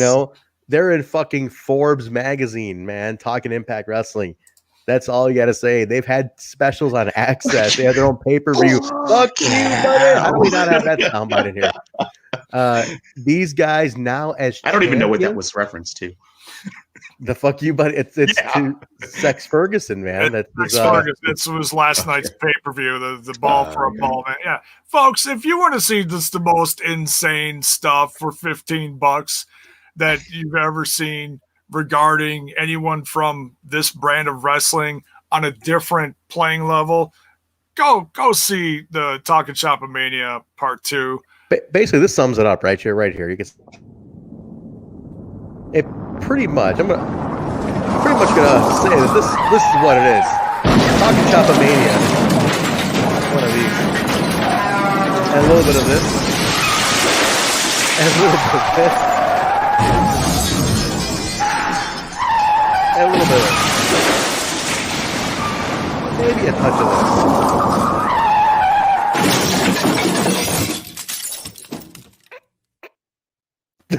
That is the sound of both Chad Too Bad and Sex Ferguson trying to rip each other's nutsacks off. Oh my god! Ball for a ball. Well, I did not see that. I missed out. I know it. I had to miss it due to a personal thing yesterday. So I'm gonna catch a replay. I want to thank Jay and Terrence was on with you, right? Jay, Terrence Sullivan joined you. Oh, Terrence was an absolute joy. Just so you know, people thought I was maybe kidding by saying this. No, I am actually going to make a highlight reel for the TNI brand of Terrence Sutherland laughing hysterically and screaming "what the hell" reactions all throughout this pay-per-view. And it was an absolute. I can't wait. I love you, Terrence. It's not because I'm making fun of you. It's because I love you. And everybody commented about you throughout the entire pay-per-view comments, of how entertaining you were, and it just represented the entire pay-per-view. It really did. It was a perfect response. That's awesome. That's awesome. What the hell? It was. It says it all. It was the entire hour and a half of the pay-per-view. It was just batshit crazy. I love it. Smash's podcast and TNI are their own little islands of misfit fucking toys. It really is. Hell yeah, man. Terrence, we'll get you on again at some point. I'd like to see that in person again. All right, what's next, Jay? All right, so we get this confrontation between Tennille and Jordan. As much as I was excited to see this experiment, we got it. We got Tennille and Jordan as a tag team, but sadly, it was very short-lived. They kind of do their little break up here in a backstage segment, and then along comes Alicia Edwards, unsuspectingly, and she walks up to Tennille, and Alicia Edwards is kind of making fun of Jordan, and there's a little reference to the enemy of my enemy is my friend. So we're going to get take 3 for Tennille to find a new tag partner in Alicia Edwards. And then Alicia does some really awkward dance on the way out. Okay. How in the hell is Lish pronouncing a name like Tennille? How did she say it? She said it correctly, but how? This is Lish we're talking about. How is she saying Tennille's name correctly? It's Aliciaism. Yeah, Miss Versatosa herself. It should have been Tennille or something like that. Tennille, or I don't know. Definitely hoping for it to be wrong on purpose, like in a Lish manner, because according to Ingrid, it's not a gimmick. The whole Lish thing. It's always good to see Lish, though. She just promoted it. She's selling T-shirts. Go to her Twitter. She just put up a link within the last 24 hours or so. Oh, the T-shirt about her Lishisms or whatever. Yeah. That's awesome. No, we'll check that out. I don't know. So they're going to be a team. So this is constantly. Should we pronounce it wrong on purpose? Should we call it Tennille? Tennille. I like Tennille better. T-Nile. T-Nile. I don't know. Does it show an utter lack of respect? Should we put some respect on it, or put some respect on it? No, I mean, we're doing it in Lishism. That's the idea. Yeah, we're gonna sell some T-shirts for her. So we're doing. But we'll see what happens with that. But was a knockouts match next, right, Joe? We had Su Yung and Deanna titles. We had the no DQ knockouts championship. Su Yung defending against former champ Deanna Purrazzo. Shocked all of us, but it didn't shock us. If you were following Fightful.com, thank you so much, Fightful.com, for giving out the spoiler for this, you little bitch. Oh, did he give a spoiler? What happened there exactly? He gave a spoiler out? Yeah. Like halfway through the pay-per-view, it's like, oh, by the way, we have a new knockouts champ. It's like, why? And then, of course, then people just share it. It's like, wow, what a dick. I don't get why. I mean, my only question is, Why? What's the benefit? I did peek at his Twitter, and he's not even hashtagging the show or help. He's tweeting about it, but it's like you're not helping the algorithm. I don't know. I just don't feel like. I don't know if it's harmful. Is it malicious? I don't get it. I don't know. I know I've had one very bad interaction with the guy, very uncalled for. I don't like spoilers. I think spoilers are a real slap in the face and an insult to people who put shows together. But I don't know. I don't want to sit there promoting the guy too much more. I just think it's. I'm just saying, in a world where we're finally not getting spoilers from tapings from Impact Wrestling, we had them for years. Now we're in an environment where there's no people there. There's no reason to spoil anything. Why? There's zero reason. It does absolutely nothing. Yeah, it's weird. I don't know, man. I don't see the benefit of it. I think it's a dick move. You're trying to spoil the show, but whatever. Man, this one's tough. Look at Millard Harris with this one. Alicia's name spelled backwards is Trent Marin. It doesn't really make sense, but it's hilarious. Millard has been fucking on fire with this, man. Millard has been the one who's belted out some of the worst or some of the worst insults to me. Whatever, man. Now with it, I don't want to delve into it. But this match was hardcore. I've never seen Deanna do a weapons related match. Go ahead, Mark. What are you saying? This is a match of the fucking year candidate. Wow. All right. Tell me. Talk about it. Okay. I saw Deanna in NXT, and that's like the only background I had on her. This woman is the Michael Elgin of the fucking knockouts. She cannot have a bad match. Not only does she not have bad matches, she churns out fucking classics. And Sue, dude, this character has been elevated to another level. She's working Susie and Su Yung in two totally different in-ring styles, totally different characters, interacting with every single roster member in a different way twice. Epic intro. This match, dude, if you're not watching, you're fucking stupid. This match was a match of the year candidate. I love the weapon spots, the double arm fucking Venus de Milo into the chair. It had everything. The kick out of the panic switch. Jesus, dude, the fucking glove for the whole match left way. Put that glove on 2 minutes into the match. I was waiting for that mandible claw the whole time. Like, I was in suspense the entire time. That match was brilliant. Brilliant as shit. That's all I have to say. That's it. It was a pretty good match. Pretty good. The pedigree on the stage. Oh, fuck, I forgot about that. Dude, that was intense too. I am marking out Sting. That shit was badass. What a match! And then didn't at one point Deanna put a canvas around Sue's like she hit her with a canvas? Dude, she blocked the fucking mist to create a portrait and then fucking beamed her with it. Oh my god, that's incredible! Dude. Incredible. I'm gonna go watch this match again. I gotta go. I'm sweating. I'm like sweating and shit. This match is so good. How are you gonna watch it? We can't log into Plus yet. Fuck. You can't watch it. Not yet. Come on, man. Come on, man. That son of a bitch. Yeah, those very deservingly. We would like to watch this again. No, this is awesome. I love Su Yung. I think she's a phenomenal talent. Deanna did nothing but evolve and grow on me. She, it's a good comparison. Like Elgin or not, it's a good analogy.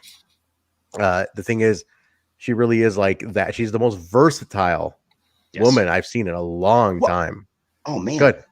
But okay, yes, right. We've seen her work so many different match styles, but goddamn, she turns that single armbar finisher gimmick and her battle plan the whole time from the get into this amazing ability to have any style of match with any style of competitor.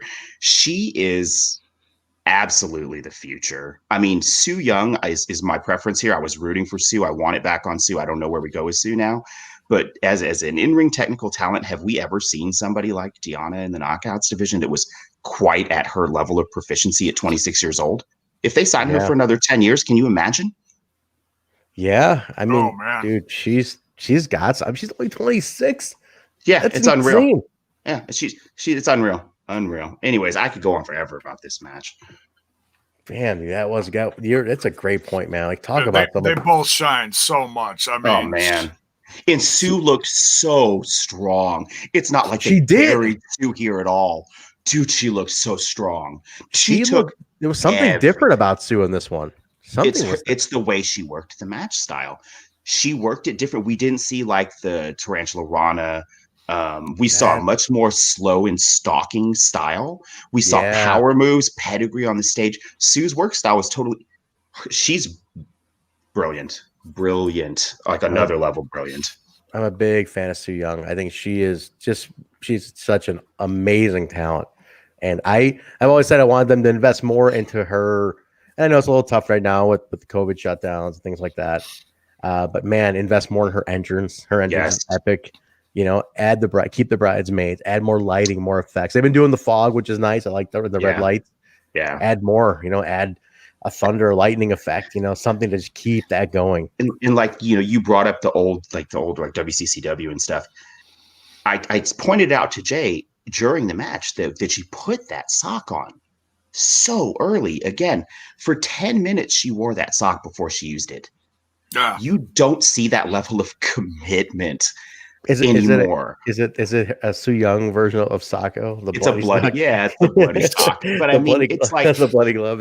Like your shirt, the Iron Claw was a silly move, and we all know it now. But it was so protected that when you saw the claw, you knew shit was about to go down. Same thing that happened here tonight. You can wield that as a threat the entire match before using it. Just wow. That's a good point. From a psychological perspective, wielding, just teasing it. That I was waiting the whole time. At some point, you're going to get this. It's out. It's in play. It is now in play. You're going to get this at some point. Yeah. I like that. Jay, you got any thoughts on this one? We had to mention Deanna does win the match. Deanna is the new champion. She does regain the title. The only other thing that I want to see from this is more. I mean, and I said to Mark, I said, man, I don't know where you go from this, but I want to see more of this. Yes. Maybe you can cap it off at the pay-per-view with like a cage match or something between the two. Cool. Yes. I would love a cage match with these two. My God. Full Metal Mayhem in a cage. Or how about this? A Clockwork Orange House of Fun with Raven as a special referee would be so fucking fitting. With Hard 10 rules on an Elevation X. Oh my God. Just throw it all in there. The Hard 10, man. Jesus. I can't wait to resume Throwback next week, Jay. We could talk about the Hard 10 tournament again. And hey, if we're doing all that, then you got to bring in Russo too. I mean, come on. Yeah, I got him back in. No, I would love that. Honestly, you could do a Clockwork Orange House of Fun match within a cage with these two ladies would be amazing. Oh my God. You could fit, Raven could fit in this story easily. Oh, don't get my hopes up. Cool. But man, look at Hakeem though. Look Dude, at they're shooting on some phones. Deanna World Order, man. Hey, goes from Tide World Order to Deanna World Order. I'm gonna tell you what, like, I was rooting for Sue 100%. The technical ability of Deanna Purrazzo is clearly on another level. Yeah. It really is. She's a prodigy. Wait, hold on. Lakers, where are you watching it again? Can you log into your Plus? Because we can't. Sting just said that it's available on the site right now. It is? Okay, so they're just replaying it on the site. It's the only thing that's open for if you're logged in. I think it's the only thing that's unlocked. I can't even log in. yet. Yeah. So I was able to log in, but it's the only thing that doesn't have that lock thing on it. So you can actually log in on the new site. Yeah. No, then you're not logged in then though. Because I didn't have to log in to see this one today. Yes, no, me neither. So it's there. I mean, it's now playing. Yeah, you can still watch it without logging in too, guys. Oh, okay. Yeah. Okay. So hey, we got it. By the way, Jay, what's streaming live now though is the rules of the Dub Cup in TNA 2002, just so you know. Well, see, that's the great thing about the new ImpactWrestling.com. They got the access to the Plus, and they also have the access to the Twitch feed, which is constantly feeding classic stuff. So and then you also have the roster in there, the news, everything's all incorporated, like we said at the top of the show. I will say though, just seeing the Dub Cup thing, number 9 rule of Dub Cup was if you cry like a pussy, it's -5 points. That's number 5. I'm just seeing the shot of it right now. And Disco Inferno is hosting the listing of it.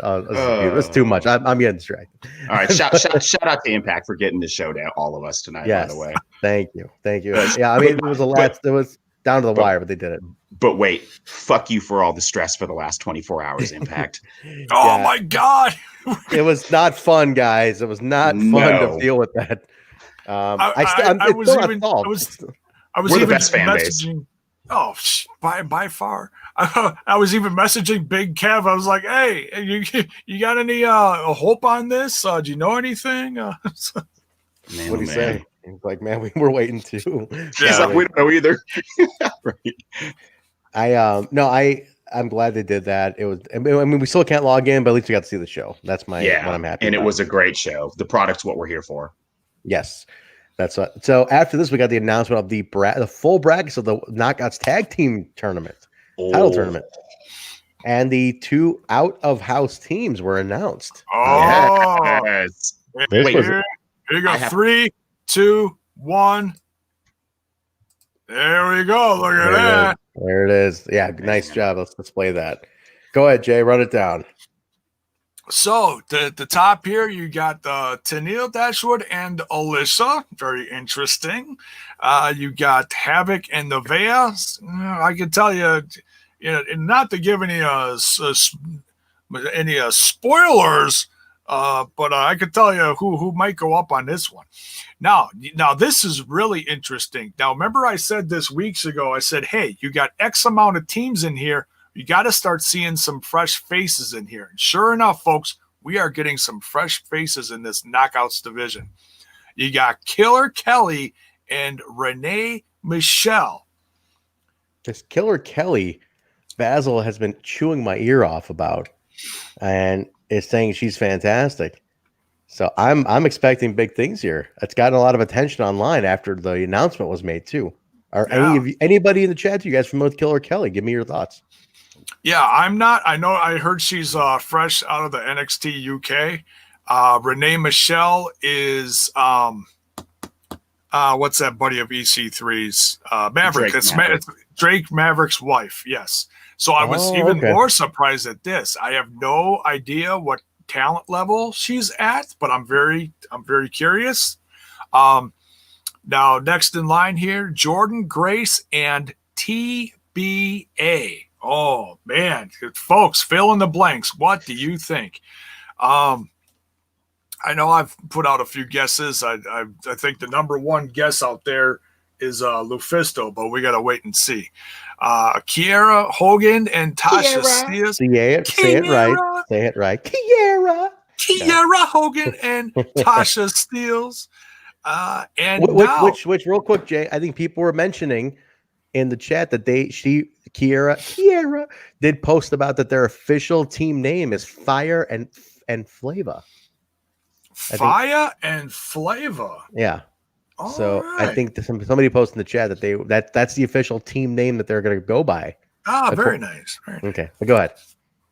Now, this next team I am not familiar with at all, but I just found out that they are either current or former Shimmer Tag Team Champions. Current, I believe. Yep. Is it current? All right, yes. Sea Stars. Now, if someone wants to throw some names with this, I saw a picture on the Twitter box, but I'm not sure what names go along with these girls. Who is Sea Stars? The Sea Stars, and I'll tell you right now. And I'm trying to say, I think I've seen them on a show before. One of the names is familiar, and I'll tell you right now, the Sea Stars, and I'll tell you exactly who they are. But if anybody wants to go ahead and put it in there in our chat, confirm all this, but. Go ahead, Trey. But, no, I'm looking at it right now. I'm trying to pull it up here. I don't have it in front of me, but it's Ashley Vox and Delmy Exo. Is that how you say it? That might be it. Ashley Vox is one of them. Yeah, I've seen Ashley Vox for sure. But yeah, what was the other one? Delmy Exo. Delmy Exo. Okay. Yeah, right. I'm not sure if I'm saying that right though. Yeah, I'm seeing it right here. Let's see. There you go. Critical Sting. Delmy Exo. Yep. So that's the Sea Stars, current Shimmer Tag Team Champions, I believe. Ah, So cool. Oh, current? I think they're current. I thought they said they were current. Am I wrong? Wait. Maybe I'm wrong. Oh. Would we see the Shimmer belts on Impact? That I don't know. I don't know. Yeah, she did wrestle Ronan. Thank you. She did wrestle Disco during that whole thing. That's what it was. She wrestled Disco. Where'd she go? Yes, that's what it was. Okay. I know her from NWA then. Okay, yeah, and I saw her somewhere else, like Ring Warriors or something like that. Okay, so that's an interesting inclusion here. All right, so then we've got Deonna Purrazzo and Kimber Lee. I think we saw that one coming. That's going to be an amazing team. And last but certainly not least, to round it off here, Tya and Rosemary Ragnarok, AKA the winners. Oh, okay. There's the Call winner this now. done. Right there. Call this done. Oh, okay. Oh, man. There. All right. I am going with Kiera and Tasha. That's I think those girls, elevation instant on those girls. I'm going with them. That's my pick. J-Bone, you got a pick? Not yet. Let's. I suppose I have to pick one now to be fair, right? No, you don't. There's a TBA on the field. There's a TBA up on the field. There is a TBA there. There is one that's not announced right now. Yeah. So That could throw the whole thing off. What if it's I don't know. Whatever. Somebody. You know what? I think I'm gonna go with Havoc and Nevaeh. Killer Death Machines. All right, good choice. This starts Tuesday, correct? Wait, Yes. none of us are taking Deonna and Kimber? Probably the most talented in-ring team, maybe, on that board. I'm going with years of experience here. I'm going with. I just don't think that. I think Tya and Rosemary have been positioned for this really, really well. You know, to be the first, and then I think you get a chase that's good after that. But my only hold up in that area is that Tya and Rosemary are still in the middle of a John E. Bravo shooting investigation. True. You know what I mean? Like, we still got to figure that out. Like, it's still Rosemary's potential husband here. What's going on? I'll tell you what, neither one coming out to the ring for this match and post match looked, we'll just say, they didn't look broken up at all. No, they did exactly. They didn't look broken up at all. And it's like, They both looked very good though. Tya in white is a special thing. If you guys are watching with us, Mark was having a very good time watching that. Watching Tya in white. Good show. No, we'll see. We all pick something different. Guys in the chat, put your guesses into it. I'd love to hear what everybody thinks on this one. All right, what are we at? Main event now, Jay. Set it up. All right, main event. Impact World title being defended. Sami Callihan against the defending Rich Swann as champion. Which is it, man. There's a nicely built Sami back on top, which we all love. And we're all happy about that one. Not a bad thing. Not a bad thing. No. I think we can all agree, guys. Sami's title run was shortened. I think it was shorter than it should have been. I don't think it got full potential, full maturity a year ago. And he fucking dropped. Yeah, never mind. We're not going there. Oddly enough, when I was testing on Impact Plus today, I was able to log on the old site, and I did watch the Sami Callihan Diary, the film made by the Fight Network and George Barbosa, who I watched the episode about Sami's title win.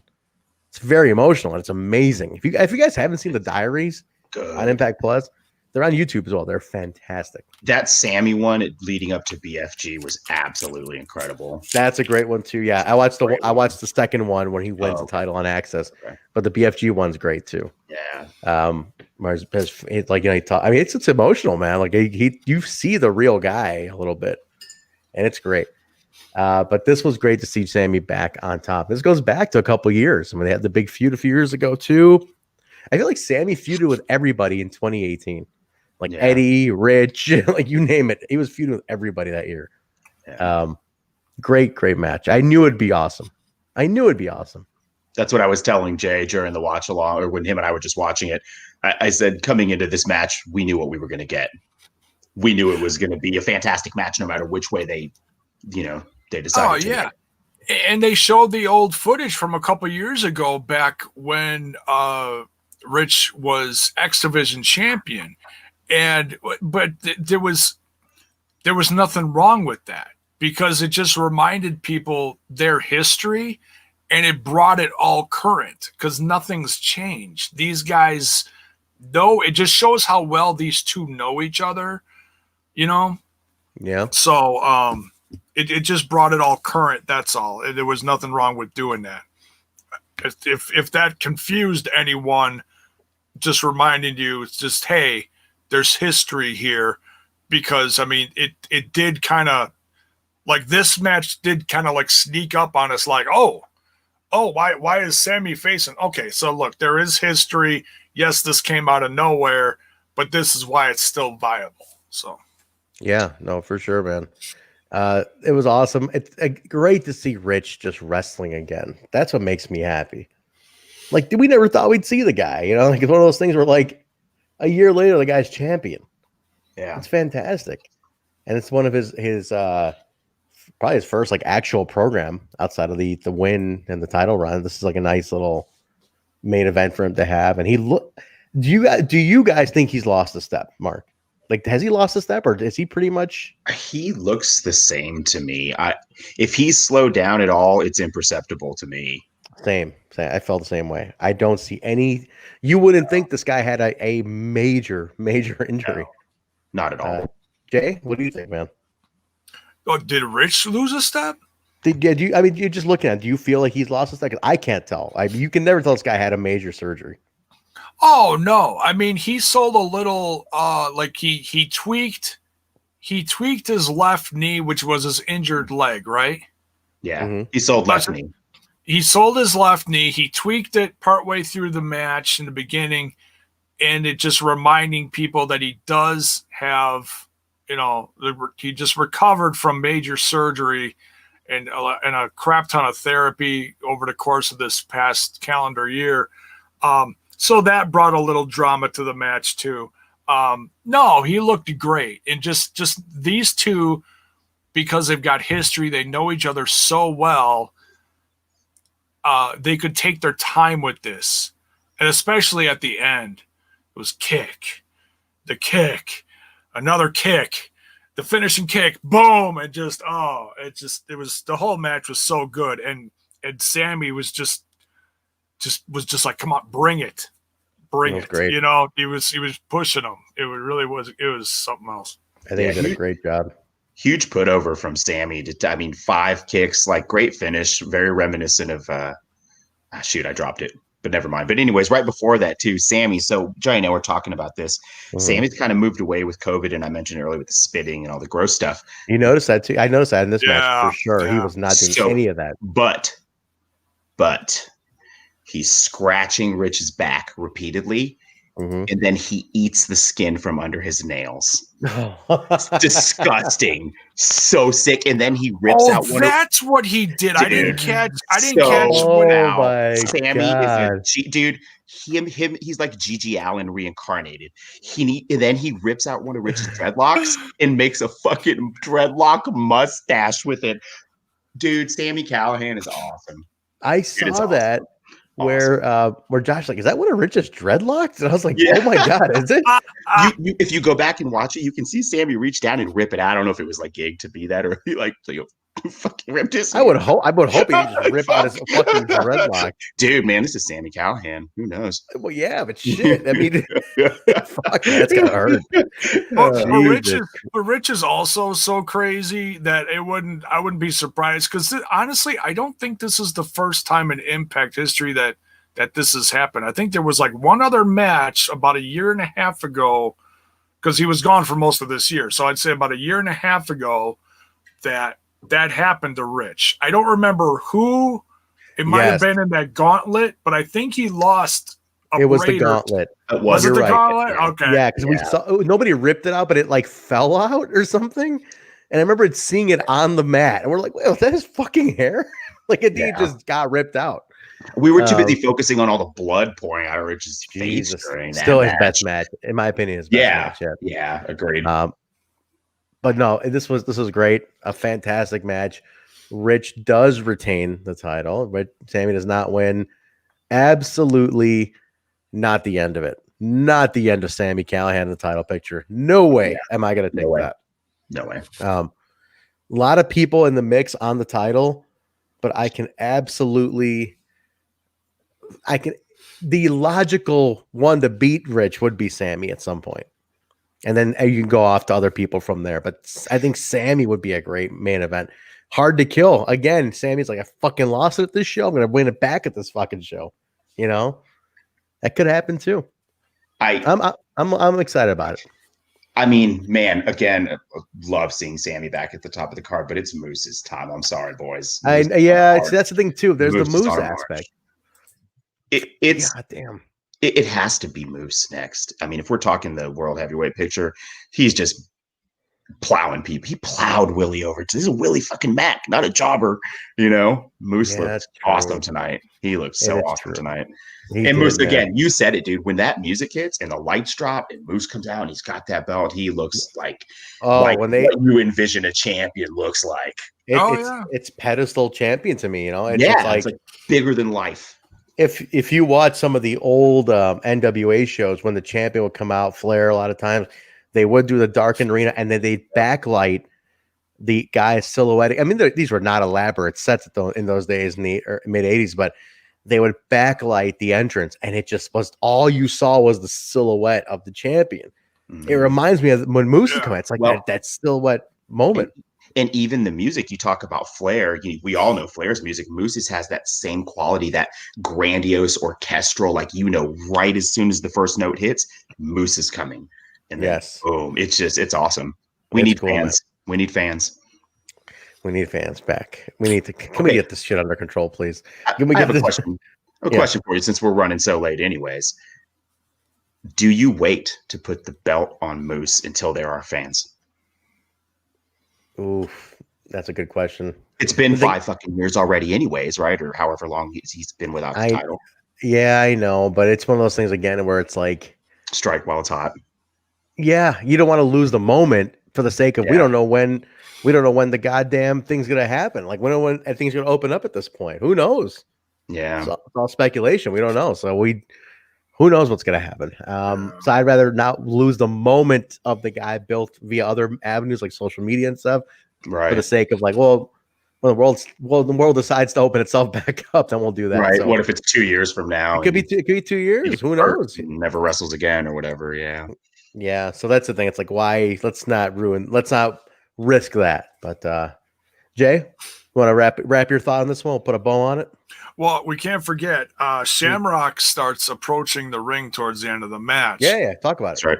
But then he gets chased down by Edwards, and Edwards tosses him over the damn barrier. I mean, Shamrock takes a hell of a bump here. It was like, oh my God, like the barrier goes flying and everything.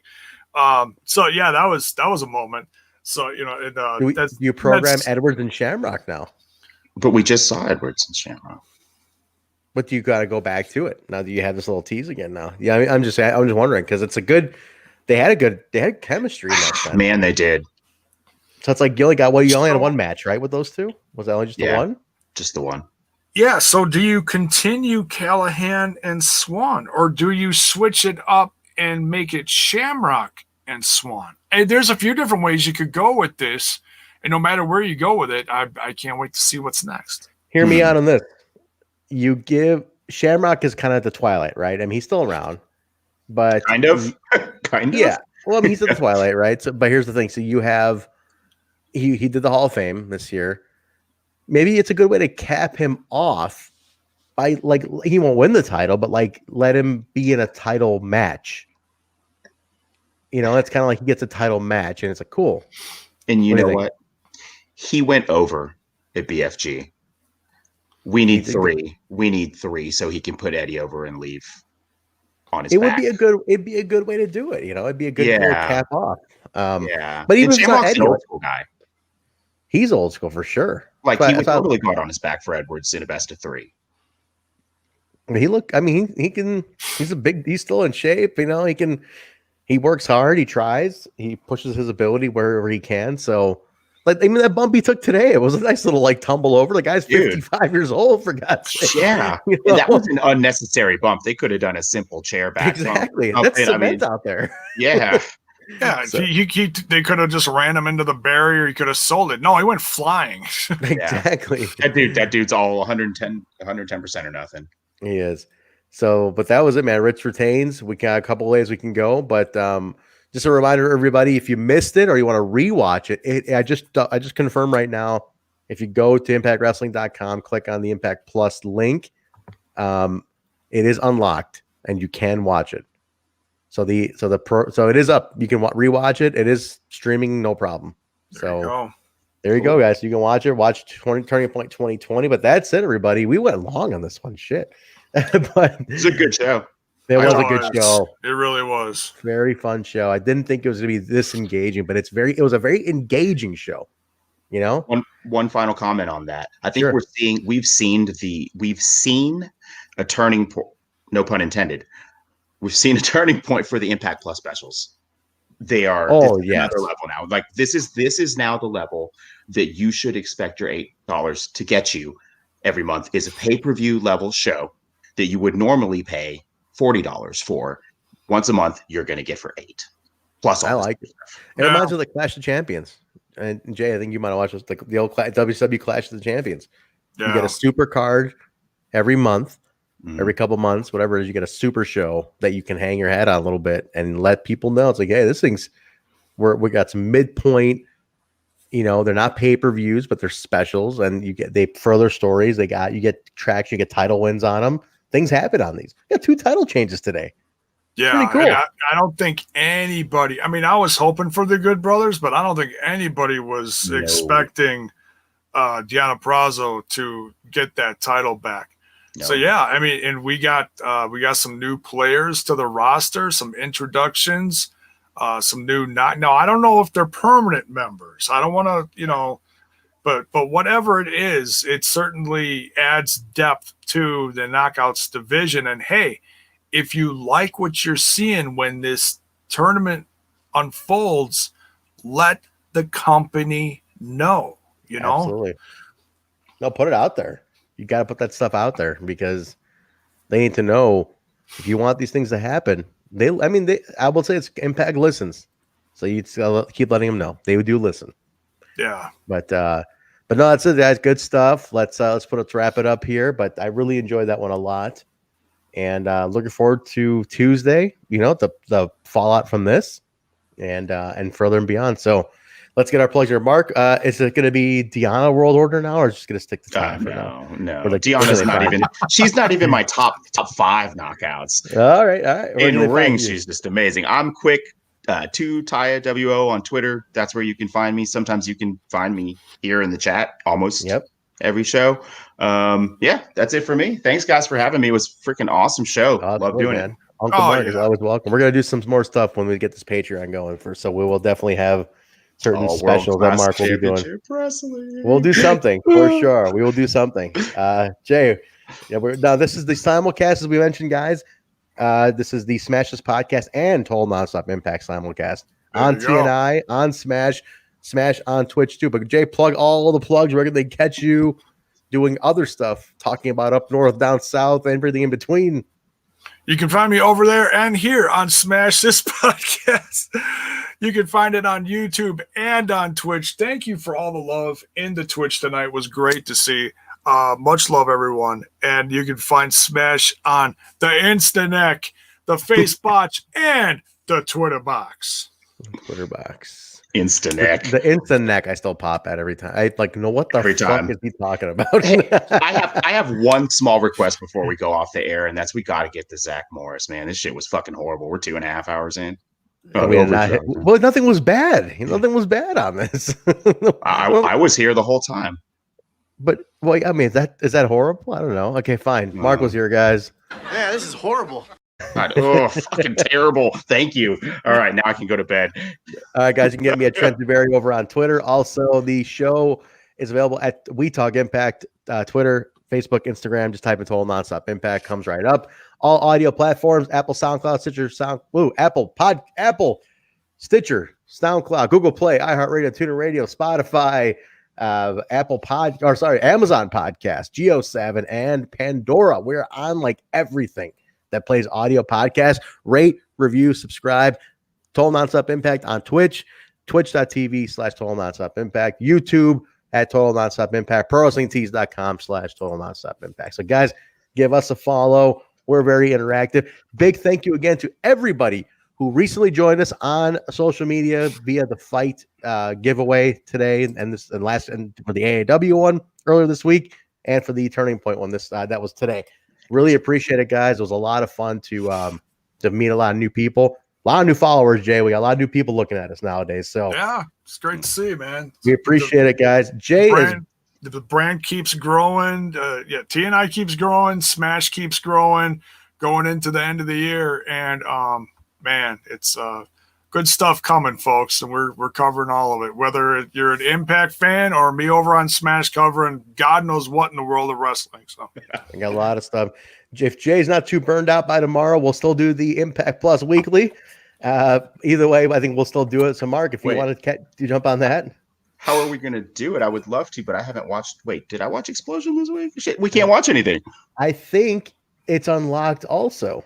I'm looking at things. Oh, nice. And I believe Explosion might be unlocked too. Yes. No, Explosion is locked. What? Shit. It used to be free before. It used to be the free one all around. Yeah. What? Well, guys, okay. How about this? Go to the old version of the site. You might be able to catch it on there. ImpactPlus.tv, we should have it up. If we're able to watch it, if it's unlocked, we will watch it. We'll do the Impact Plus weekly. We'll make it a pretty quick one tomorrow. So I'll put the invite out to all of us. Guys, that's going to wrap it up for us. Jay, which outro do we play here? Because we're on, it's a simulcast. Whose outro do we play on this show? You know what? We just say goodnight. We just say, how about I got to do something? We can't just leave it like that. We got to play. God, what do we got in here? I mean, I could make it a combination of the Come On Man. Or the I got a good one. Here you go. So we say our good nights, and I'll hit the finish. You got it. All right, everybody. We'll stay tuned to the We Talk Impact Twitter. We'll let you know if Impact Plus Weekly is happening, if they do unlock Explosion. If not, we'll see you Tuesday night for the Impact on Access review. We go on right after Aftershock ends on Tuesdays. Thursday, we are back with the throwback show. So NWA TNA number, what are we on, Jay? 49, I believe, coming up? 49. 49, guys. So check it out. We'll be back this coming week. Thanks for joining us. Turning Point was awesome. Thank you, Impact Wrestling. Thank you, Fight TV. We'll catch you later on, guys. Have a good night. It's been a bang-rama.